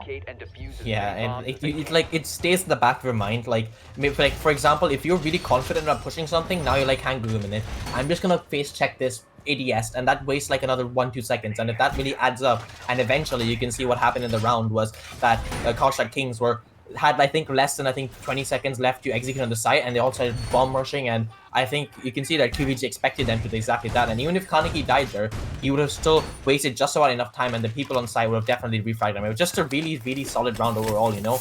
I really do think that maybe that aggressive play from Kaneki was tactical, in the sense to maybe instill a bit of doubt in the enemies, to maybe waste a bit more time. But you never know with these kind of plays. It could have just been a spur of the moment and just, hey, you watch this cam, I'll run out here. I think it's a good plan. But there's always a reason, there's always something, right? Even if the player doesn't realize in the moment, there's always a reason why you're going for these kind of things. And that aggressive kind of, you know, balancing the passive and aggressive playstyle is always really, really effective against almost any kind of team at any tier, just because you're keeping them on their toes, right? You played passive the previous round, oh cool, now you're running out. Now you're in their faces. Next round, they don't know what to expect, right? They don't know if you're going to be passive. They don't know if you're going to be aggressive. You're keeping them on their toes, and what it gives you the advantage on every single gunfight that you're taking. Every single engagement, they're going to be guessing themselves, and that's what you want. With the enemy team, especially when they're attacking, and they're guessing themselves, you're always going to be in the upper hand, and that's exactly what you want. I mean, just want to add, like, I think a big portion of Villa, especially maybe toward the lower professional tiers, is that people don't really take advantage of the vertical angles as much as they probably should be doing. there's a lot of vertical angles on this map, and just a site in general to just hold below, and many teams just don't take advantage of or don't utilize. And I think it's just a So nice many nasty angles. You're There's so many definitely nasty. I remember there was a one match I casted a few days ago on Villa where this one team completely, oh my god, goody. What a shot to Divine. I mean, just cuts me off instantly. But yeah, as I was saying, I remember one round on Aviator where the entire defending team completely shut down an attack, which was coming from the bottom up from living room, by killing all of them through the same like 2 or 3 vertical angles. And I was just like, wow, man. Like, that's truly... that was an... comms. I think it still was able to hit that nade though as you speak, and he equalized the situation a little bit. A great shot there from Goody right before, but equalized with the nade. Not too bad right now for the attackers. They are establishing some map control right now. They have study control here and a 4v4 situation. They're putting some pressure here. There's definitely a gunfight going there on the 90 area, but Instill, he's gonna repel on that window. He's gonna make sure that that gunfight is either gonna end with a frag or that player is gonna back off because he won't have a choice. So Kex and Goody here, they're definitely waiting for this execute, and I'm guessing they're gonna be flanking here when the execute comes. Kaneki is getting flashed really heavily here. Smoke Canister is gonna go out, he's gonna get lit up, but it's not gonna be enough. Sir Googie is gonna get a frag with a pistol though. Askell is gonna refrag back on Googie, and he's gonna find himself in a 3v3, make it a 3v2 right now for Askell as he gets a nice headshot onto Kex right now. 3v2, Askell is on really low HP, and this can go either way. Plant is going down though, and Smoke is gonna get the first frag of this 2v3 situation. Plant is gonna stop because of the smoke canister. Player is gonna peek out wide and is gonna take down Kaneki. But a refrag from Goody right there in a 1v1 situation right now. Someone is looking for Legion as he knows that it's gonna be really difficult to plant, but he's gonna decide to put the plant down. He's gonna go off it though, and Goody, oh no, you're looking at the wrong side. Someone came off the rotate and he finished it off. I don't even know what to say about a round like that, man. You just needed to wait there a little bit. I mean, come on, man. I guess that's just how sound propagation works. Maybe you didn't hear exactly what the Sophia was planting, but also just thing as well. I mean, Goody just turned really slowly. Was it Goody? I'm not sure who it was, but they just turned really slowly. They're not really expecting it, I'm guessing. It was Goody, yeah. Yeah, and just to add on that vertical angle I was talking about earlier, it was actually it was Carlstad Kings against Hyperion on the same map who had used this vertical angle, which is just a bit ironic because now you can see that one of those vertical angles are being used against them. But we do have a pause coming out, and we're just going to talk a bit about the game so far. I mean, I definitely think this is going to be a much closer game. Both teams seem to be attacking and defending much better than what they did last round. qvG looked to be growing into the game slightly and not, and Carlstad Kings especially, that just shows you that even though they're not having the best of days, not winning their gunfights, etc., they still have that clutch factor, and you need to be afraid of them. Yeah, Villa is definitely feeling a little bit different than Cafe right now, as it's true it's a different map, but it also feels different in terms of how both teams play. It looks like qvG is definitely playing not as good as they played on Cafe, and it definitely feels like Carlstad is closer to their usual selves. But something that I want to say is that it definitely looks a little bit more consistent right now for qvG.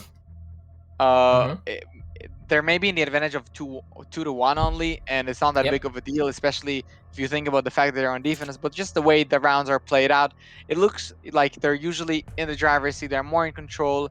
It just looks like they're dominating slightly more than Carlstad right now, and that's something that Carlstad has to take into account. Make sure that they're able to turn around here, and they're gonna be able to get the upper hand here on the engagements in general and on the map altogether. Just because you need that confidence, you need to make sure that you're installing fear into them a little bit to make sure that they're not going for those aggressive, really brave plays when they shouldn't.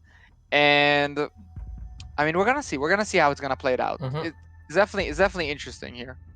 Yeah, as the pause does finally the game finally unpauses as all players are back in the lobby and are ready, and the match just continues on. I think it was just a quick restart, maybe some kind of mouse bug, something like that. I mean, the Siege is notorious for bugs, but quickly that didn't really affect it too much. I think we're back into it, and qvG are gonna be defending Aviator again, I think, right? I feel like Siege is notorious for many things.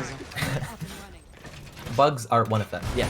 But yeah, we're gonna be seeing them attack this. We're gonna see Carlstad Kings attack this aviator side again. I'm gonna be interested to see if they do the same attack again, or they might switch it up and try to attack from a different side of the map. Maybe go for more vertical take, or maybe try to go all the way from master. You know, last round, and I think they just went for a study take. I don't really see anyone rotating around or below too much here. I think there was one nade come out. I'm not sure if that was vertical or horizontal, but regardless, it's gonna be interesting to see if they do a similar attack or they switch it up. Yeah, we're gonna see what they're gonna do here, how they're gonna decide to approach this, but they already attacked the side, so they know what to expect. And we're gonna see if they're gonna be able to adapt individually or adapt the strat here to change the outcome a little bit. As I'm pretty sure, you know, they weren't able to win it out last time around, so or they were able to win it out last time around, but it was a really close round there when someone clutched it out in that 1v1 there, and it's just, you know, a matter of qvG looking at the wrong angle at the wrong time, and if he only was holding that rotate, we could have seen a really different score here. So something that you want to avoid. You want to try and do things a little bit differently here, but it looks like they're gonna go for generally the same kind of attack, and then it's gonna be up to the micro plays and a macro positioning to determine how they're gonna be feeling themselves in the later stage of this round. Yeah.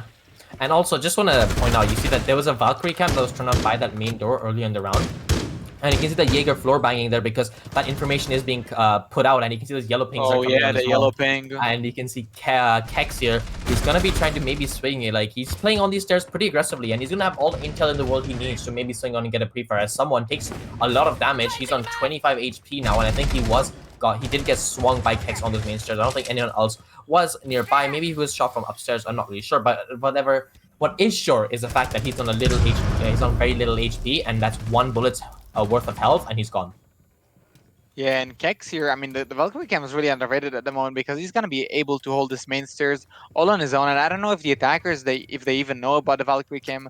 And even if they do, I don't know if they're gonna be able to find it. And it's going to be a huge problem for them, because what it means that Kex is going to be able to hold the main stairs without any help. So they will need to clear him out somehow, and it's going to be really rough, as the other defenders are just going to be holding the side here. qvG is well being in the floor here, maybe trying to help him out a little bit, but nothing is going to pan out of that. But still, he's going to make sure that he's getting another nade kill onto F2. I feel like he's really feeling himself with those nades right now. And Kex is going to decide to run away. I'm not too sure exactly what happened there, but he's going to decide to back towards the side.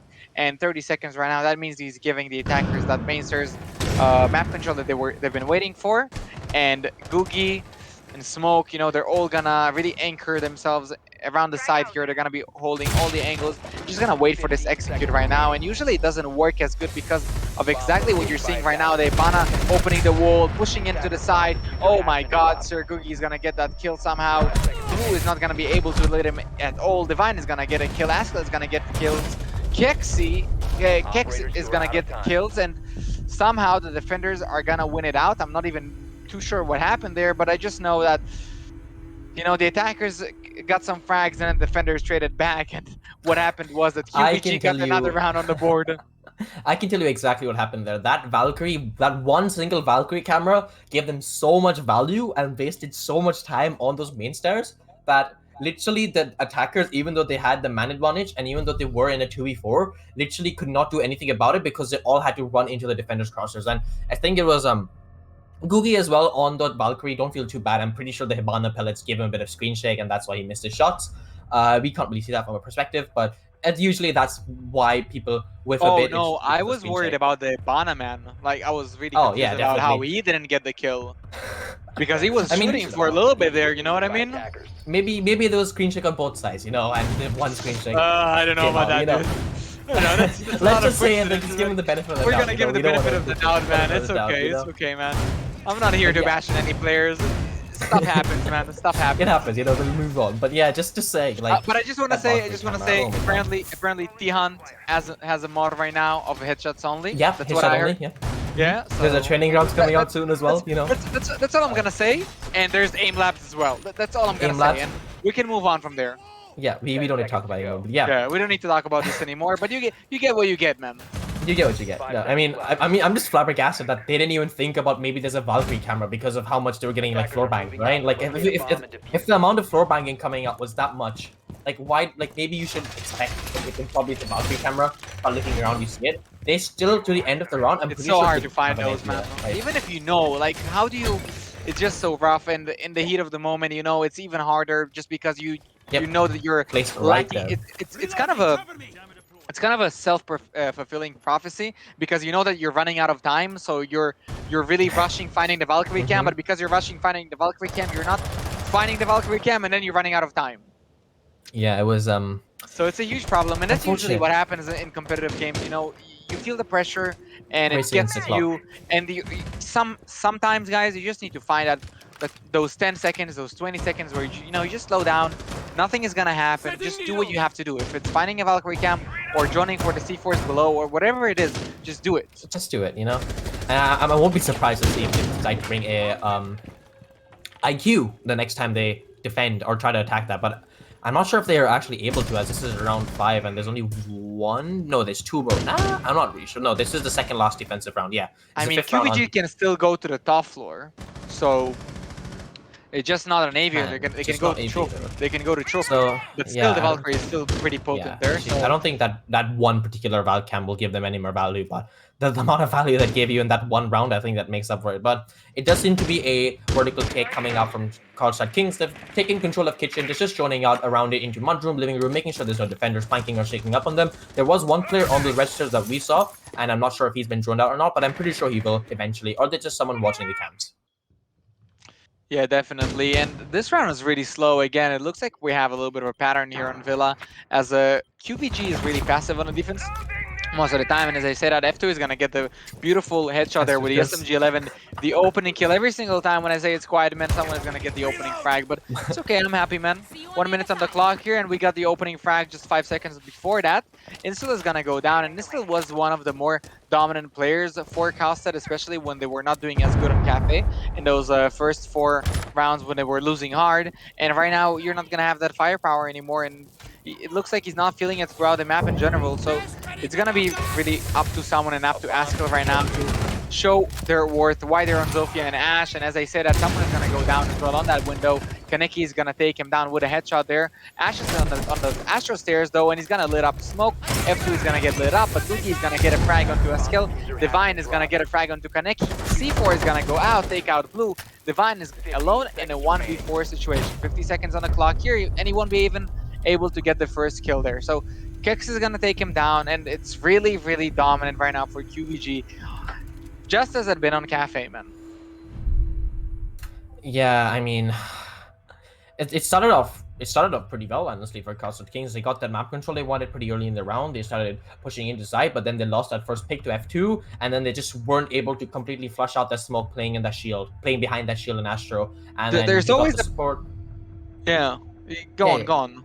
Yeah, I was just gonna say, like, they just really, they just weren't able to really flush out the smoke, you know. They think the Maestro came in, they support him on those Astro windows, and it just became more of a task that just wasn't able to be, conquered. And he just was staying alive there behind there for a really long time.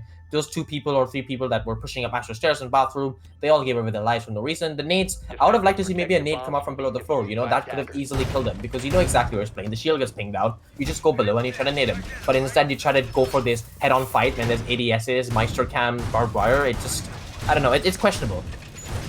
I feel like I really agree with what you're saying. It's really good individual specific analysis in terms of what Carlstad is doing wrong. But the big picture here for the viewers, in my opinion, is it just looks like there's a little bit of a pattern here, both on Cafe and both on Villa right now. Carlstad is not doing so good towards the end of the round. Whether they're on defense or attack, it looks like they're not doing that good when the execute comes, and then when it comes down to getting those crucial execution gunfights, whether it's you're defending or attacking or whatever it is, it looks like just something is going wrong there for them. Maybe it's communication, maybe they're just not feeling it in terms of gunfights today, but that's not a good excuse, right? There should be days when you're not good with your mouse and keyboard, but you should be playing good still, no matter what, and at least decently, and it looks like they're just not doing something right here when they're attacking towards the execute, and they have to change it up right now if they wanna you know, they want to give themselves a little bit of a chance here to not lose out the match altogether. That was a really narrow shot there towards the Zofia's head, but just, you know, not close enough, wasn't able to land it, and someone is gonna run away here unscathed. And luckily for him, actually, because, you know, if he would have died early, that would have been a really hard blow for Carlstad right now. He's one of the more dominant players on his team, both in Cafe and here, and he's the only player that closed out the round for his team on Villa. Yeah, and just wanna again, you can just see the aggression from qvG. You know, you sort of Kaniki a few rounds ago. Now it's Goody going for a spawn pick, not even trying to like hide the window pane. Like, you know, some people will knife the window and then they'll just try to hide the window pane glass because you don't hit it like close enough. He doesn't even care. He just knifes it all, just holds an angle, almost gets a pick as well. Like, it's just the aggression and the confidence on the side of qvG. Like, if you're Carlstad Kings and you're seeing these kind of plays, right? Like, you must just feel so oppressed, and you can see that Divine misses out on the kill on the F2, who got shotgunned actually almost to half health. But you just must feel a bit oppressed by how the defenders are playing this. There's definitely something about a playstyle of you needing to watch out for the flanks all the time, watching every single window, every single spawn pick. It's definitely not fun to play against, and it creates a lot of pressure, and it's really oppressive, as you said, and you just have to deal with it better, you know? Carlstad is not dealing with it as good at the moment, but they're still attacking on Villa, and they're doing their best at the moment, and if they're going to be able to win out this attacking round on Kitchen, they still have a pretty good chance to bring it back on the defense. So we're going to see what they're going to do here. 55 seconds on the clock here, and no opening kills yet, and it looks like nothing is going to happen so far, although I already said no opening kills, so that's surprising.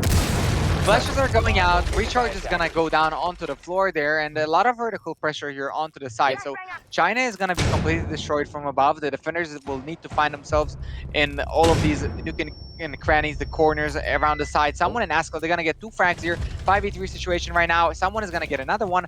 A beautiful headshot there for him, so double kill right there. Plant is gonna go down. 40 seconds for them to retake, and qvG is in a really rough spot right now. Googie and Kex, the Bandit and the Jaeger, used to be that these two operators used to dominate Siege, but right now it's a little bit different. They don't have those ACOGs anymore, and the guns are not as good. Kex is gonna get a little bit of damage there onto his body there through the wall, but Googie, they didn't know he's coming from Laundry, and he's gonna get the kill onto Askel. They're running out of time though. They need to make this fast. 16 seconds right now. Googie's gonna get another kill though. 40 seconds right now.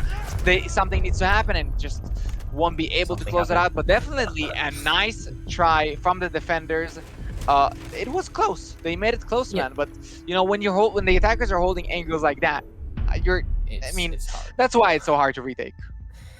I mean, honestly, Carlstad Kings, you know, that was a really solid attacking round overall. They got the control they needed. They managed to get into sight, and they managed to plant the bomb, you know?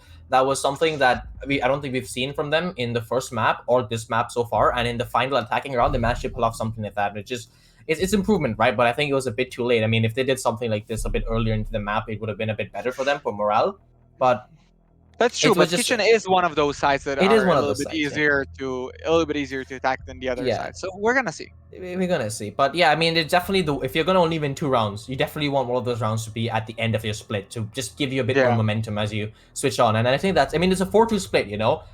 We do say that Villa is a defender-sided map still. At least I would say, at least in the current meta. For sure. And 4-2 split is not terribly, you know, horrible at wrong. You know, it's still manageable. You just win 1 of your rounds and you can bring it back easily. Yeah, you're only 2 rounds away from equalizing the situation, and you're in the advantage in theory on defense on Villa. So we're gonna see how it's gonna go. What I will say though, it was a really good round from Carlstad there, as you said. It was it's just a classic go top floor, make some vertical pressure, win the round, and that's exactly what they did. They pushed at the right time and they executed properly. They managed to get the kills when they executed, and that's exactly what I like to see. So we're gonna see how they're gonna deal with the pressure from qvG when qvG is attacking, because from what we've seen on Villa, qvG's on Cafe, qvG's attacks, man. They're looking good. They're looking solid, and it looks like they know what they're doing, and it looks like they know what to go for. So we're gonna see what's gonna happen here. Askel is gonna play around Statue here, around Astro, and he's gonna, open up some windows, create some pressure, make sure that his presence is known. He's probably just gonna play for some drones here, but it's still good roaming if you manage to get 1 or 2 drones that fall back safely. And as I said, that Divine is gonna get a kill actually for his team. So qvG is gonna go down. A nice headshot there, and you're gonna find yourself in a 4v5 just like that. I mean, pretty good start for Carlstad Kings. They halted the first entry, and they managed to get back onto site. They wasted a bit of time as well, and shot a few drones, and I think it was almost a perfect roam, I would say, you know. And poor qvG, you know, we were praising them over how well they were going to attack this, and they haven't had the best of starts so far. They did lose the opening pick, but they got the map control they wanted. A bit of time has been lost, but they still can make this up in the rest of the round. They need to get this next pick before, otherwise it's going to spiral down, especially when you're trying to attack it from this. They're going to have to get 90 control. There's still a lot of things to do, but they do have a lot of time to play with.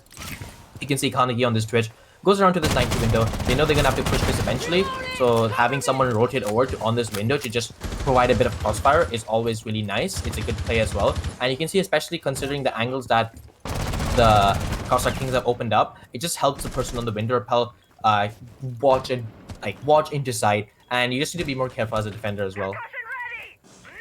Yeah, Kanek is going to be repelling on the 90 window. That's really important there. Clearing out that 90 angle, making sure that your attackers, your teammates are able to take the 90 control as they're executing towards the site is really important here. It looks like F2 is going to be running around, not too sure of where he should be going right now. And Kex, he's going to be holding the top red stairs here. So generally, I understand the attack here, and that they're really shutting down every single point of rotation right now for the defense. The only thing that they're missing right now is study control, and I'm guessing they're going to go for it towards the end of the round here.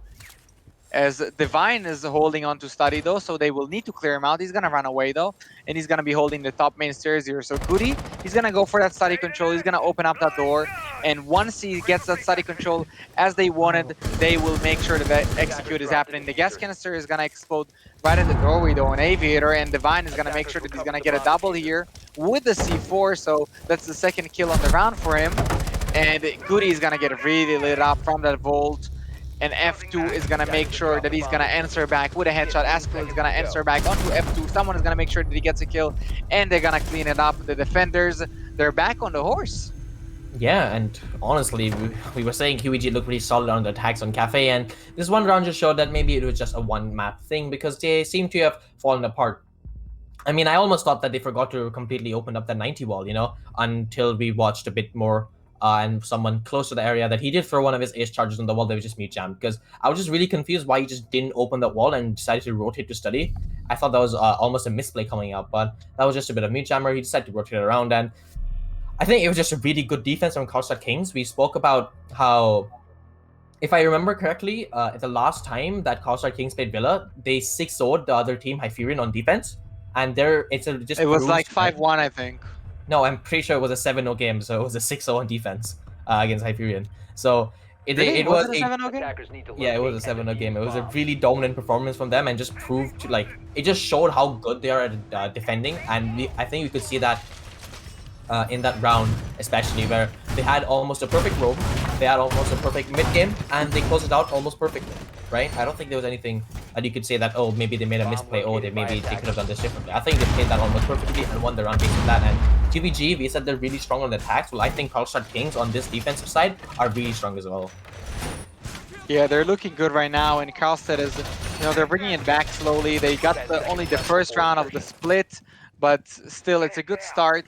And, you know, maybe it's heading somewhere for them. We're going to see. It's 4-3, and it's, you know, it doesn't look so bad for them anymore. It's definitely winnable when you're 4-3 down.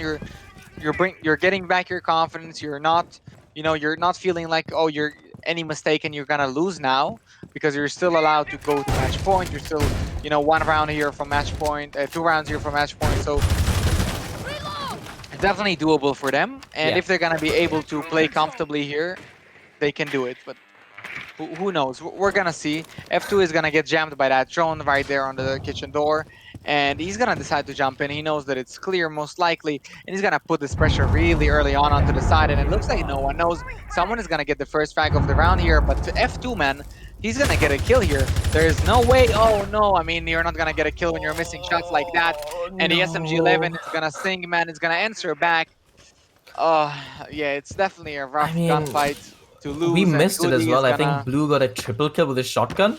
I'm not sure exactly what happened there, but that was it was a complete it was just a complete sea of blue. Like I think actual blue because not like the team blue. It was player blue because they're actually orange team. But yeah, it was just a soul of blue making an amazing play with his shotgun, getting a bunch of kills, and then especially if you're F2 there, you must be kicking yourself, getting a few shots, and you can see them calling the timeout as well after this round because I think it's a pretty smart thing to do. It's 4-4 right now. You still have a few rounds to play. You definitely want to talk things through with maybe your coach, maybe talk things through, maybe change up the strat a bit because these 2 rounds have definitely shown that they're still lacking a bit on this kind of attack, and they definitely need to improve on it.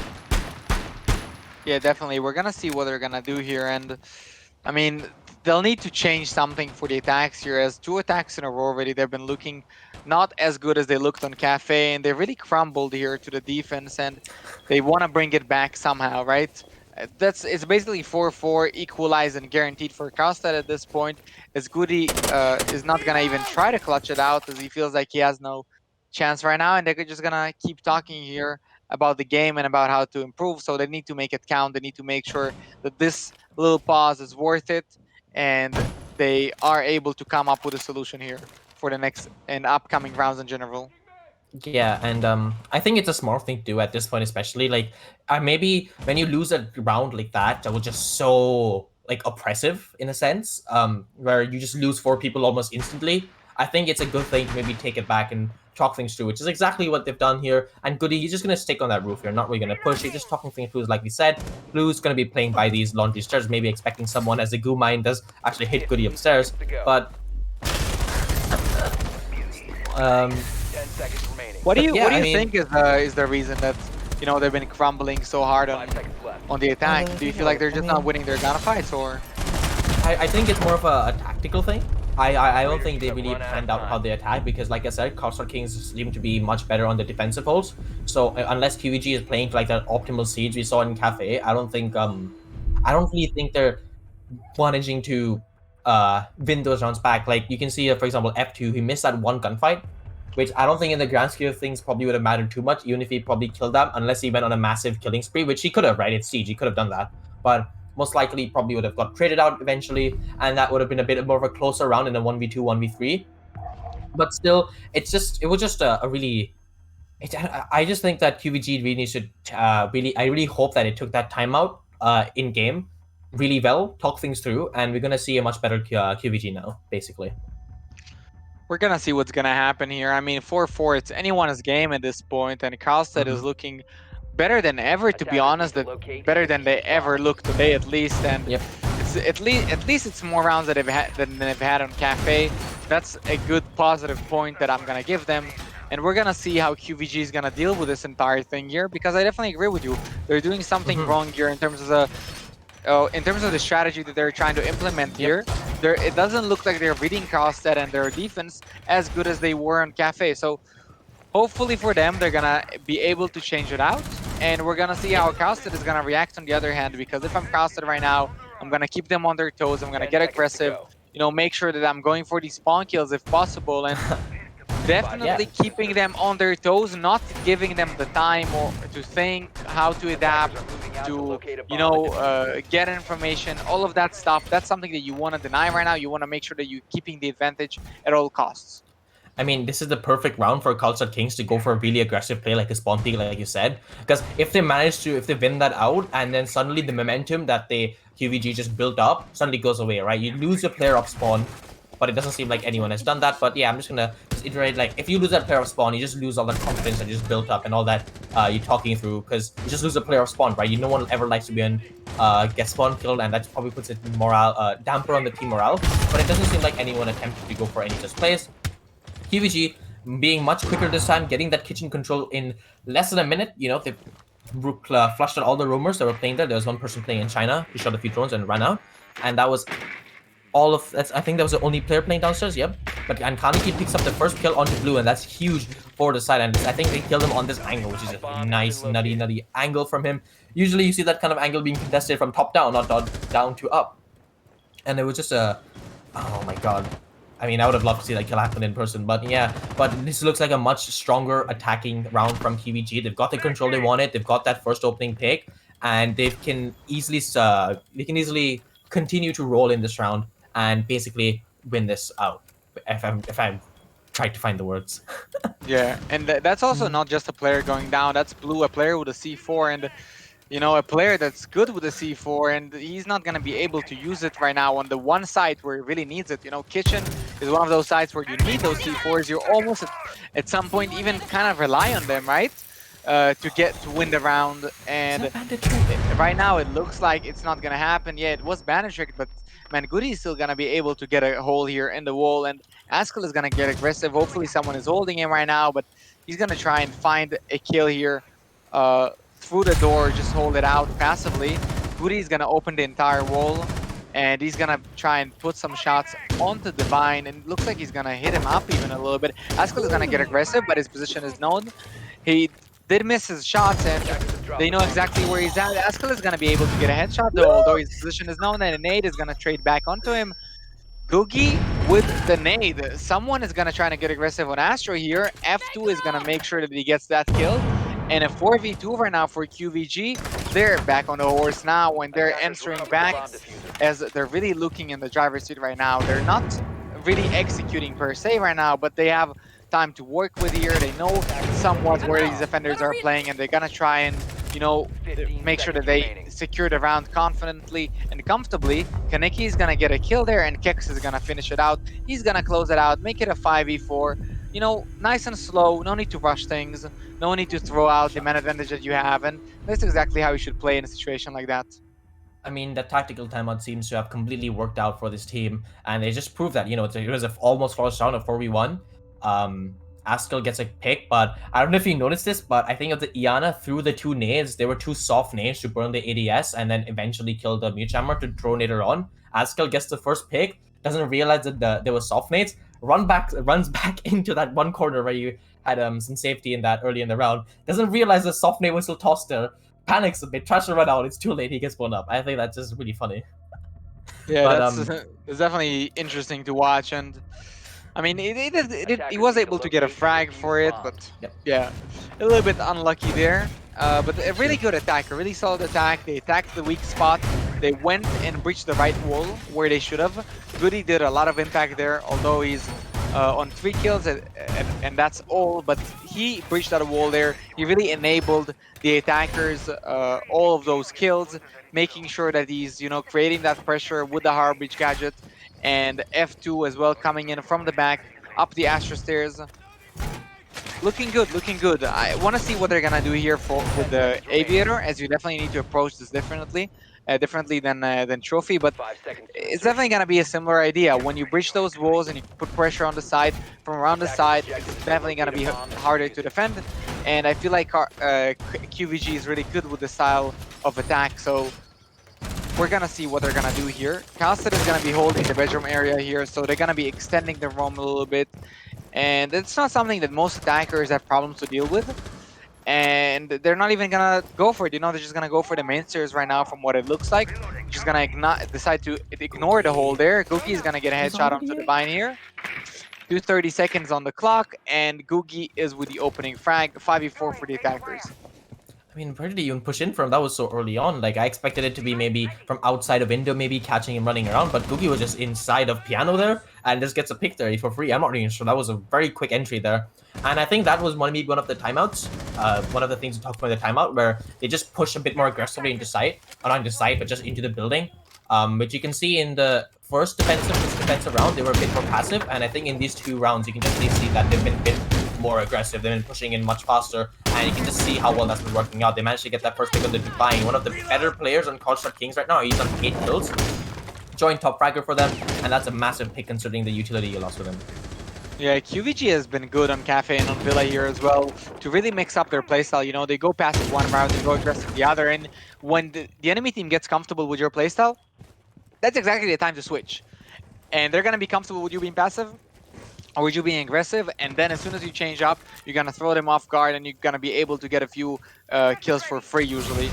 So yeah, really good, well played from them. Blue's gonna be able to answer back here onto Kex, and he's gonna try to equalize here a little bit. He has the intel though, and he's gonna get shot from below on top of the bar there. He's on nearly 1 HP there. 1 shot from any gun at any point in his body, and he's gonna be dead. Googie is gonna go down on the floor as well, and he's probably gonna get picked up. The gas canister is gonna go out. Blue is gonna say no to that double kill for him with a gas canister, and qvG is down and dead on the floor. Askell is getting aggressive on study here. 4v3 for the defenders.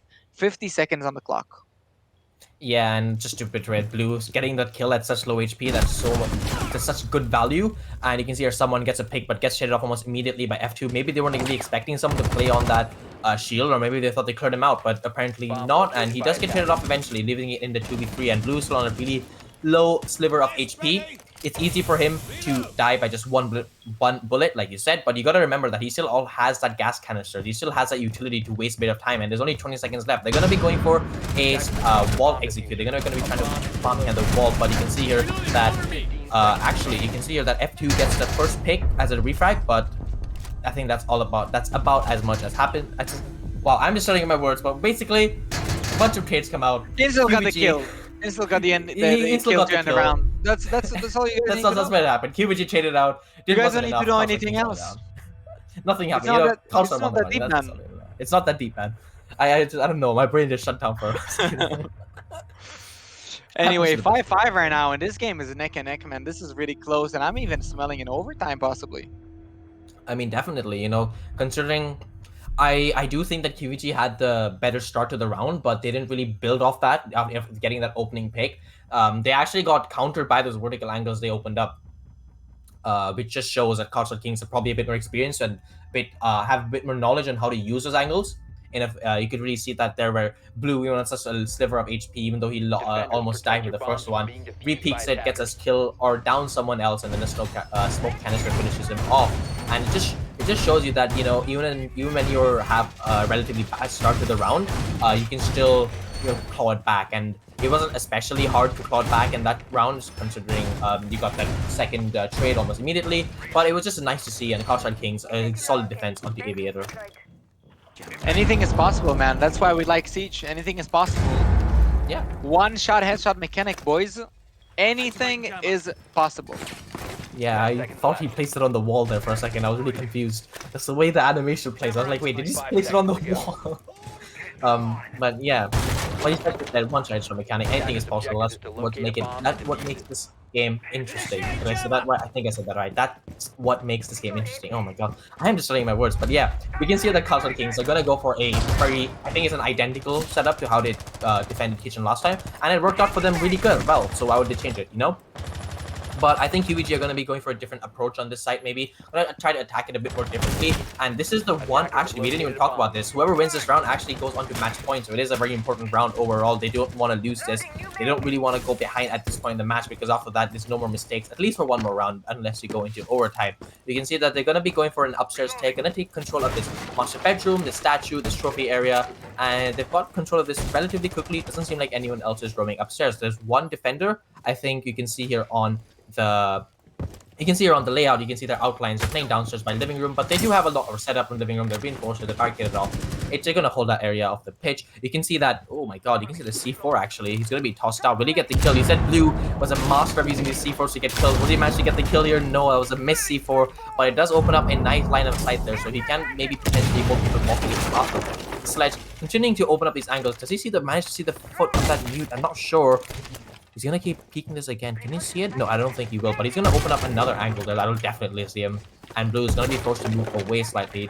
Somehow, not being challenged at all. No shots being fired. They're just playing this passively, and I think Carlstad Kings are doing exactly what qvG did when they attacked the site, where they just this Melusi going through the floor, but they're just holding really passive angles because they don't really need to come onto site and challenge these vertical angles. And you can see, as I was saying, that Divine gonna go for a really aggressive flank here. I'm not sure if any drones are watching him. He's gonna be just pushing here. I want to see if there's anything he can do. I think there's a nomad charge actually. That's what's stopping him. But someone just get traded out by qvG, who gets an opening trade yet again in this round. There's gone 6 in hand. Gonna get rid of a bit of utility there with a minute left on the clock. This is looking like a good start for qvG. Yeah, a minute on the clock and a 5v4 for qvG right now. They are attacking Kitchen, so if they're expected to win any attacks, this is the one that they're expected to win. Divine is going to go down as well. 5v3 right now and a double for qvG. Kex is going to make sure he's going to help him out a little bit with another headshot. They're on to Instill. Askell is going to trade back here, and he's going to put his team in a 2v4 situation. It is gonna go out, and Googie is gonna make sure he gets the triple for the round. Kex is gonna finish it out with the last kill there towards the smoke, I believe, and that's it. That's the round for you guys. Most of the rounds were vertical pressure and vertical holds, and that's usually how Kitchen is played out. That's why it's so hard to play Kitchen without defending the top floor, just because all of that vertical Yeah. pressure. But enough about that, man. Match qvG point. is on match point right now, and Carlstad cannot afford any other mistakes. They go to trophy right now, and I'm pretty sure that they already lost on trophy. Yes, they did. They've They only already won lost on Aviator. trophy. So they need to do something a little bit different here. They need to try and adapt. They need to make sure that maybe they deny the the bedroom wall. That could be one of the answers. They can try to roam on the bottom floor to deny the attackers of map control, and then they could potentially deny the bedroom wall that way. Need to locate and defuse as many bombs as they can. And I mean, besides that, honestly- just get a little bit more aggressive towards bedroom side in general, because when you're allowing them so much space, you're just gonna be holding the side really aggressively onto the bedroom breach. Yeah, I mean, I'm just gonna make a point here that when there's a nomad in play, especially on a map like Villa, where there's just the areas for rotation, which are the staircases, can so easily be countered. It makes it very hard for a defender to try to retake and flank, because a nomad is just going to give away your position almost instantly. And even if you impact it, you still give away the sound. You can't unless you. And the only way to like not give away your sound is if you shoot it with like a sans pistol. But most of the time, nomads charges are put in a position that can't be shut out, right? And the biggest problem about that kind of kitchen defense that I just wanted to point out was, if you're going to hold living room and give away top floor control, that means you're going to accept for the fact that you can't flank it, because with the nomad in place, it makes it considerably harder to try to flank up. And I think you can see exactly that, where I'm not sure who, I think it was Divine on the Melusi who tried to do that, but yeah, it didn't work out for him. qvG played it really well and had the advantage, and yeah, that's about it. I mean, that's enough of last round. It was in my mind, we talked about it, but match point, final round, qvG, they're going to be going in for a steady attack here. They're going to drone out these main stairs, make sure it's clear. It is clear for now. We know no one's playing there. We know that Askel is playing inside of this Aviator. He's going to shoot a few drones. He is supported, I think, by the Valkyrie playing on Skull, and actually Divine also comes up to try to help him out. And Divine actually going to go to this 90 area. Googie takes a few shots there. Not really sure what's happening there, but oh my god, Googie, he misses a few shots on to someone, as I think Askel dies to a nade, if I was correctly. I wasn't even paying attention there, oh my god. But you can see here, Kex picks up a second kill onto someone as Googie's still down on the floor, like, but Googie does get finally picked off by that C4 from below. A bit of utility wasted. I'm not going to say wasted, because he did manage to confirm that kill, and nobody looked like they were able to peek him. And now suddenly it's a 4v3 with Kex on a really low HP with 2 minutes left on the clock. This is looking better for qvG. Yeah, but Kex is on really low HP, man, so this is, anything is possible right now. F2 is gonna put down those nomad traps that you were talking about, and it's gonna allow you a lot of alleviate a lot of pressure from you. You don't need to worry about those flanks as much when you're nomaded all around you, and that's exactly what F2 is gonna do for his team right now. So Blue is prepping the C4, but it doesn't look like he knows that no one is there at the moment. Goody and Nomad, they're gonna go for this bedroom control. They're gonna open up the window. They're gonna make sure that they're putting this pressure. Divine is gonna try and go for a jump out here, but I don't think anything is gonna pan out of it. He's just gonna wait for a little bit here, and oh no, he's gonna find a kill actually on the Ibana. Goody is gonna go down, double kill for Divine in a 3v3 situation right now, as Kex is also down on the floor. F2 is gonna try and win out the gunfight against Melusi, but he won't be able to hit all of the shots necessary. Melusi is right now on basically one shot from Kex, but Kex is also really lit, and he's gonna go down as well. Divine, man, he's so good at holding the bedroom right now, really playing on these windows and holding it down for his team. So 2v3 right now, and they're running out of time. They need to make something happen, and it looks like they're kind of stuck right now. Innate is gonna go out, but it's not gonna land anywhere. Zofia stuns as well. Divine is just holding down onto the closet toilet area here, and he's gonna get a rolling headshot onto the player that jumped in the window. I mean, I don't know, it's not even their fault. How do you even win a round like that? Divine, stop it right now, Divine. You naughty man. How can you just wallbang someone so casually like that? Just flick around onto his head, like what?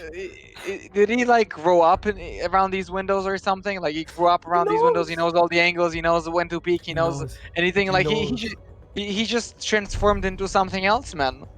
Like that was the most perfect flick headshot wallbang I think I've seen in a very long time. Oh my god. Slightly sus, maybe check his PC, that's all I'm saying. Moss files. But yeah, I mean, Most fouls after the game, boys. oh my god! But you can see them. I think qvG know that they're gonna go to Aviator now, and I think they've switched off of that Nomad because the last time they attacked Aviator, the Nomad really didn't give them much value. So maybe they're thinking this time, let's swap it onto the IQ. We can maybe see if they play Val camps, and they did see the Echo as well in the 6th pick, but he is 6th pick off to the Jaeger. So now I mean, it's not going to give you as much value. You're going to maybe see the mute jammers to the walls, the Rooney gates, I think, as well, the ADSs, but it's not really a really impactful operator this round, I would say. You can just see the more. I feel like if you want to make Nomad really impactful, especially on Villa, you need to usually go for a really one-sided attack. That's why Nomad works really well on Cafe, because usually you just go for one side there. And that's what you have to do on Villa. You can be rotating around from here to there, from one side to the other when you're bringing in a Nomad, because then the Nomad is not as useful, right? Then you might as well bring in some other operator just because you're spreading your manpower in general. So just by attacking a lot of places at the same time in a lot of angles, you're already naturally eliminating organically all the flanks. So why even bring a Nomad on top of that, right? So might as well just bring an IQ or something like that.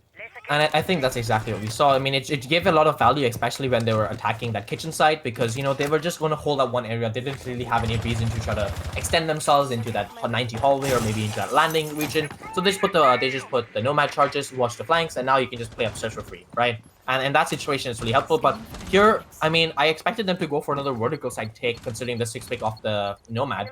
And they can actually call out the C4 there. And I think that's going to be the amazing use of the IQ. We said the IQ is not going to be as impactful, but you can just see here, that's just that single scanner. You see the pre-placed C4, you know exactly if someone walks there, that C4 is going to go past. And that's exactly what happened. You know, the C4, I'm not sure if that was the same C4 get tossed out, but one of the C4s does get exploded. And that IQ has immediately just brought value already to the team.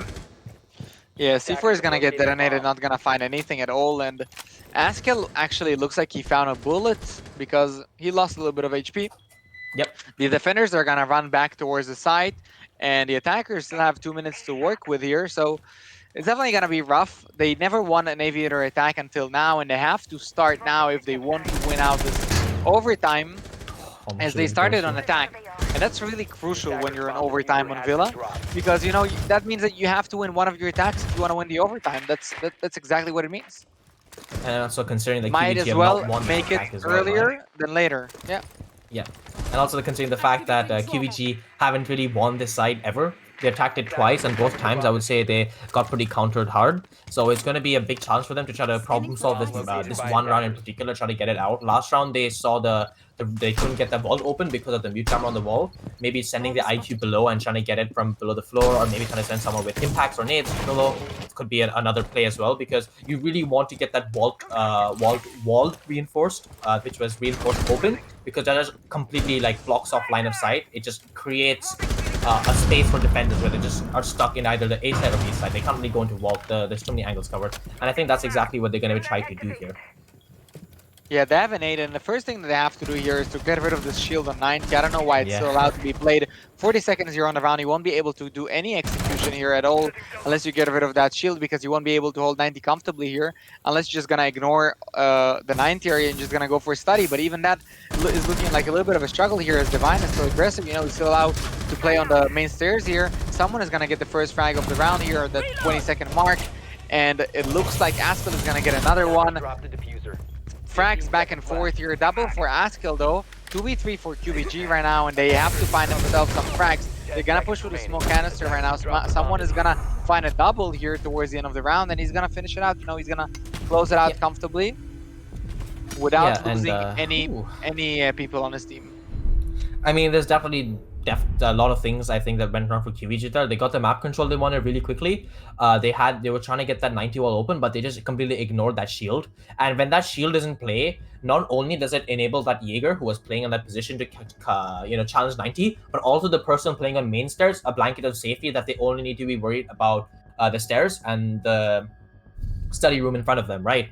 And I think that just not getting that shield out the way, not really trying to get rid of any or apply any pressure, not like distribute any pressure onto anyone playing on main stairs, and then sending not one but 2 players onto study with the diffuser as well to try to go for the plan. It just doesn't make sense, you know.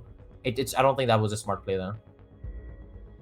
Yeah, definitely. And Carlstad, man, now they need to attack. It's their turn, and they were only able to win two attacks, just like qvG. So if they want to win out this map, they need to try and change the pattern a little bit. They're not attacking out the kitchen, so it's not going to be as easy as it was when they attacked for the very last time in the previous half. So they need to do something different here. They're attacking trophy. It's gonna be a rough one for sure with Goody and the Valkyrie cams. F2 is holding it down with a shield and Astro. You need to try and get some more information, figure out their defense, figure out what's weak instead of really bluntly just pushing, one side that you practiced here. Yeah, especially, and you can see F2 actually has been a bit quiet this game. I can see on Cafe when he was playing, he was popping off. I think he was not undefeated, or like he hadn't fragged out yet. He was still not dead after 3 or 4 rounds with 10 kills. He ended up being one of the best players on that map, but he's been a bit quiet here, only 5 and 10. And Goody as well, being more on that support role in 3 and 9. He's and playing smoke though. He is playing smoke, right? But like, just comparing last round, he really fragged out there. But yeah, you can see Goody and F2 there. Not really expecting too much, but you can see Googie on the Jaeger. He's been popping off 16 and 8, has a KD of 2, and he's really been putting his team on his back this game, or this map in particular, trying to make sure that keeping his team. And you can remember a few of these iconic 2 or 3K, 2 or 3 rounds where he got a 2 or 3K. I'm thinking back to maybe a kitchen defense. They got a nice 3K with not even nade. But yeah, it's a do or die situation now for them. They need to win this round if they want to keep in this game. Carlstad Kings, I think, got the better side of overtime, defending twice, considering how defender-sided this is. But in a game of Siege like this, you don't really want to leave it up to overtime, and I think that's exactly what is as unfortunate for the side of qvG, who weren't really able to close it out on their attacking sets when they had such a good start. But 7-6, Carlstad Kings, they have the upper advantage here. They've taken control of Dining relatively quickly, but we saw this exact same thing happen when they were attacking this before. But even when they got this control, they still managed to lose the round, which is something that I'm scared that might happen again. They got the control really early in the round, but they weren't able to clear out this Astro player. And because of that, the Astro player got the kills. The Maestro swung out, I think, that round, and the round fell apart. I don't want to see the same thing again. I want to see nades come out from below the floor. I want to see ADS is being burnt out, then being naded. I just want to see a different kind of tear. I don't want to see the same thing again and see the same kind of failure again, basically. Yeah, we're gonna see what's gonna happen here. As these rounds on Villa have been relatively quiet, especially relatively to Cafe, and honestly relatively to Villa in general. But Kaneki and so they're gonna trade back and forth here. They're gonna actually get a trade kill on each other there. So that's the Sledge going down and that's the Maestro going down. And 1 minute on the clock here to work for the attackers. qvG needs to make this work on the defense here, unless they want to lose out this map. Carlstad, on the other hand, is really going to be focused on trying to execute here as well as they could. Sir Googie here is going to get aggressive, man. He's going to lose out the gunfight though on the closet someone. And Zofia is going to make sure that she gets that kill. Blue is going to shoot down towards the floor there. Maybe, he heard something or anything like that. 30 seconds on the clock. And there's a lot of attackers towards the side here. Kex is on the flank here. Goody is going to get a kill. Blue is going to trade back onto F2. And Goody is still alive here. He's going to try and find a kill. He won't be able to find one though. He's going to be able to find it at the end. A headshot from Goody. Blue is going to get a headshot as well onto Goody right back. Kex is going to get another frag. And he's going to find himself in a 1v1 right now. It's going to be ring around Rosie, around the diffuser right now. Kex is going to try and do the best that he can to deny the diffuser from the attacker right now, as he knows if he doesn't get the diffuser, he won't be able to win the round. He did get the diffuser, and Haskill was able to get that last kill at the last moment. GG. And man, Carlstad Kings, they just made it work somehow. I mean, what a nice pre-fire. What good game sense from Askill there to correctly predict. Like, you're gonna know that the mute's gonna be playing somewhere around there, right? But there's a few angles you need to check. Maybe he's playing a bit more further down in the hallway, and if you pre-fire that, you give away your position and exact location, and then mute can maybe swing on you. But just getting that game sense and just getting a bit lucky as well on the pre-fire, just knowing exactly where he is. It's just a really, really good clutch, I think, coming up from Askill, And it's a bit unfortunate for the side of qvG, making right? sure. Yeah, it's definitely an important clutch, making sure that you don't have to go to that max overtime to win it out. Although they would have been on defense and they would have been comfortable, I'm sure. But I mean, why not? Clutching it out like that in that 1v1 situation, it was better, a really right? close Yeah. round. It makes it way easier, and it's way easier on your nerves as well. So Yeah. a nice clutch, man. Right? Great free fire there onto the mute, and a really nice way to close out that round. A really nice way to close out that matchup, and they're gonna end it off in a draw here. qvG was definitely more more dominant on Cafe on the first map Definitely. when they won 7-3. But still, Villa was still exciting to watch and interesting to watch. And Carlstad was able to answer back to show that they're still in the game, that they came here to play. They're not really having that bad day that's we've been maybe talking about, and maybe just a little bit Waking rough up, for right? them to Yeah. begin with, and they had to just wake up, for the Mhm. second map, and that's exactly what they did. Yeah, and I think it was just a solid performance overall, maybe getting a bit lucky to get that defense first, but they got that. It doesn't really matter what side you get. If you want to win a match, you need to be able to win both sides of the coin. And qvG obviously were struggling a bit on their attacks on Villa, but so did Carlstad Kings, right? So it was just I think it was a very fairly defender-sided map, and I think that's okay from time to time. I think both teams better after this map, after this match, they better, go back, review it a bit, see what problems happened. Oh, I just hit my hand on my desk. Ow. But yeah, they just better go back, have a look at what happened, make sure that the next time they play Villa, they don't really make those same kind of mistakes, have a really better understanding, especially qvG, who I felt like were a bit more lacking on their attacks and what they were trying to do. Yeah, but overall, a really close game in general. Really neck and Hmm. neck, especially on Villa. And any one of these teams just won one map, so they're gonna end it off in a draw, really proving why they belong where they belong in the standings. Yep. Second and third, they're really close to each other, and they're really close to each other in terms of gameplay as well, Hmm. in terms of the level when they meet up. And Carlstad, I'm sure that they showed you and some of the viewers that were doubting them why they belong in the second spot, as qvG has proven to be a really strong team, winning out, as we said multiple times already, the midseason tournament, and now really playing a close game with Karlstad, dominating on Cafe. So they're showing that they're a good team, and Karlstad is showing that they're definitely not a slouch as well. So a really nice matchup to watch, and we're gonna end it off here. We're gonna try and Yep. wrap it up. Anything else No that you want to interview. say about the match? Yeah, Yeah, no nothing, just interview no because it was interview. a draw, unfortunately. Unfortunately, That's yep. that's always sad, and I mean we love the interviews. I love the interviews, I man. love the interviews. They're so fun talking Yeah. to the players, getting a bit of insight onto how they play the game and what was going through their mind. We get a bit more insight onto some of the rounds as well that were a bit more questioned. But unfortunately, no interview as it was a draw. But like my friend Leo said, we are basically going to wrap things up here. Nothing else much to say. It was a very fun game to cast, and I was pretty sure it was a very fun game for you to watch. The domination of qvG from map 1 on the Cafe to the close gunfights that happened on Villa in map 2. It was a very entertaining game to watch overall. Leo, any final words? Yeah, definitely. Just want to thank, our sponsor, Howling Media, for Yep. sponsoring us, and also follow us on Twitter. I don't know if the ads are there, but you follow Lear R6, and you have a weird handle, so it's Ash Ash 2 OP. T Yep. T double O and then OP. OP. Yes. So Yep. you go ahead and change that, so it's gonna be easier for the viewers to follow you. And That that's was a it. long Thank you, time ago, Howling Media. Haven't changed Thank you it. guys Yeah. for staying here until now, and have a good night, everyone. See you Stay guys hydrated. tomorrow. See you guys tomorrow.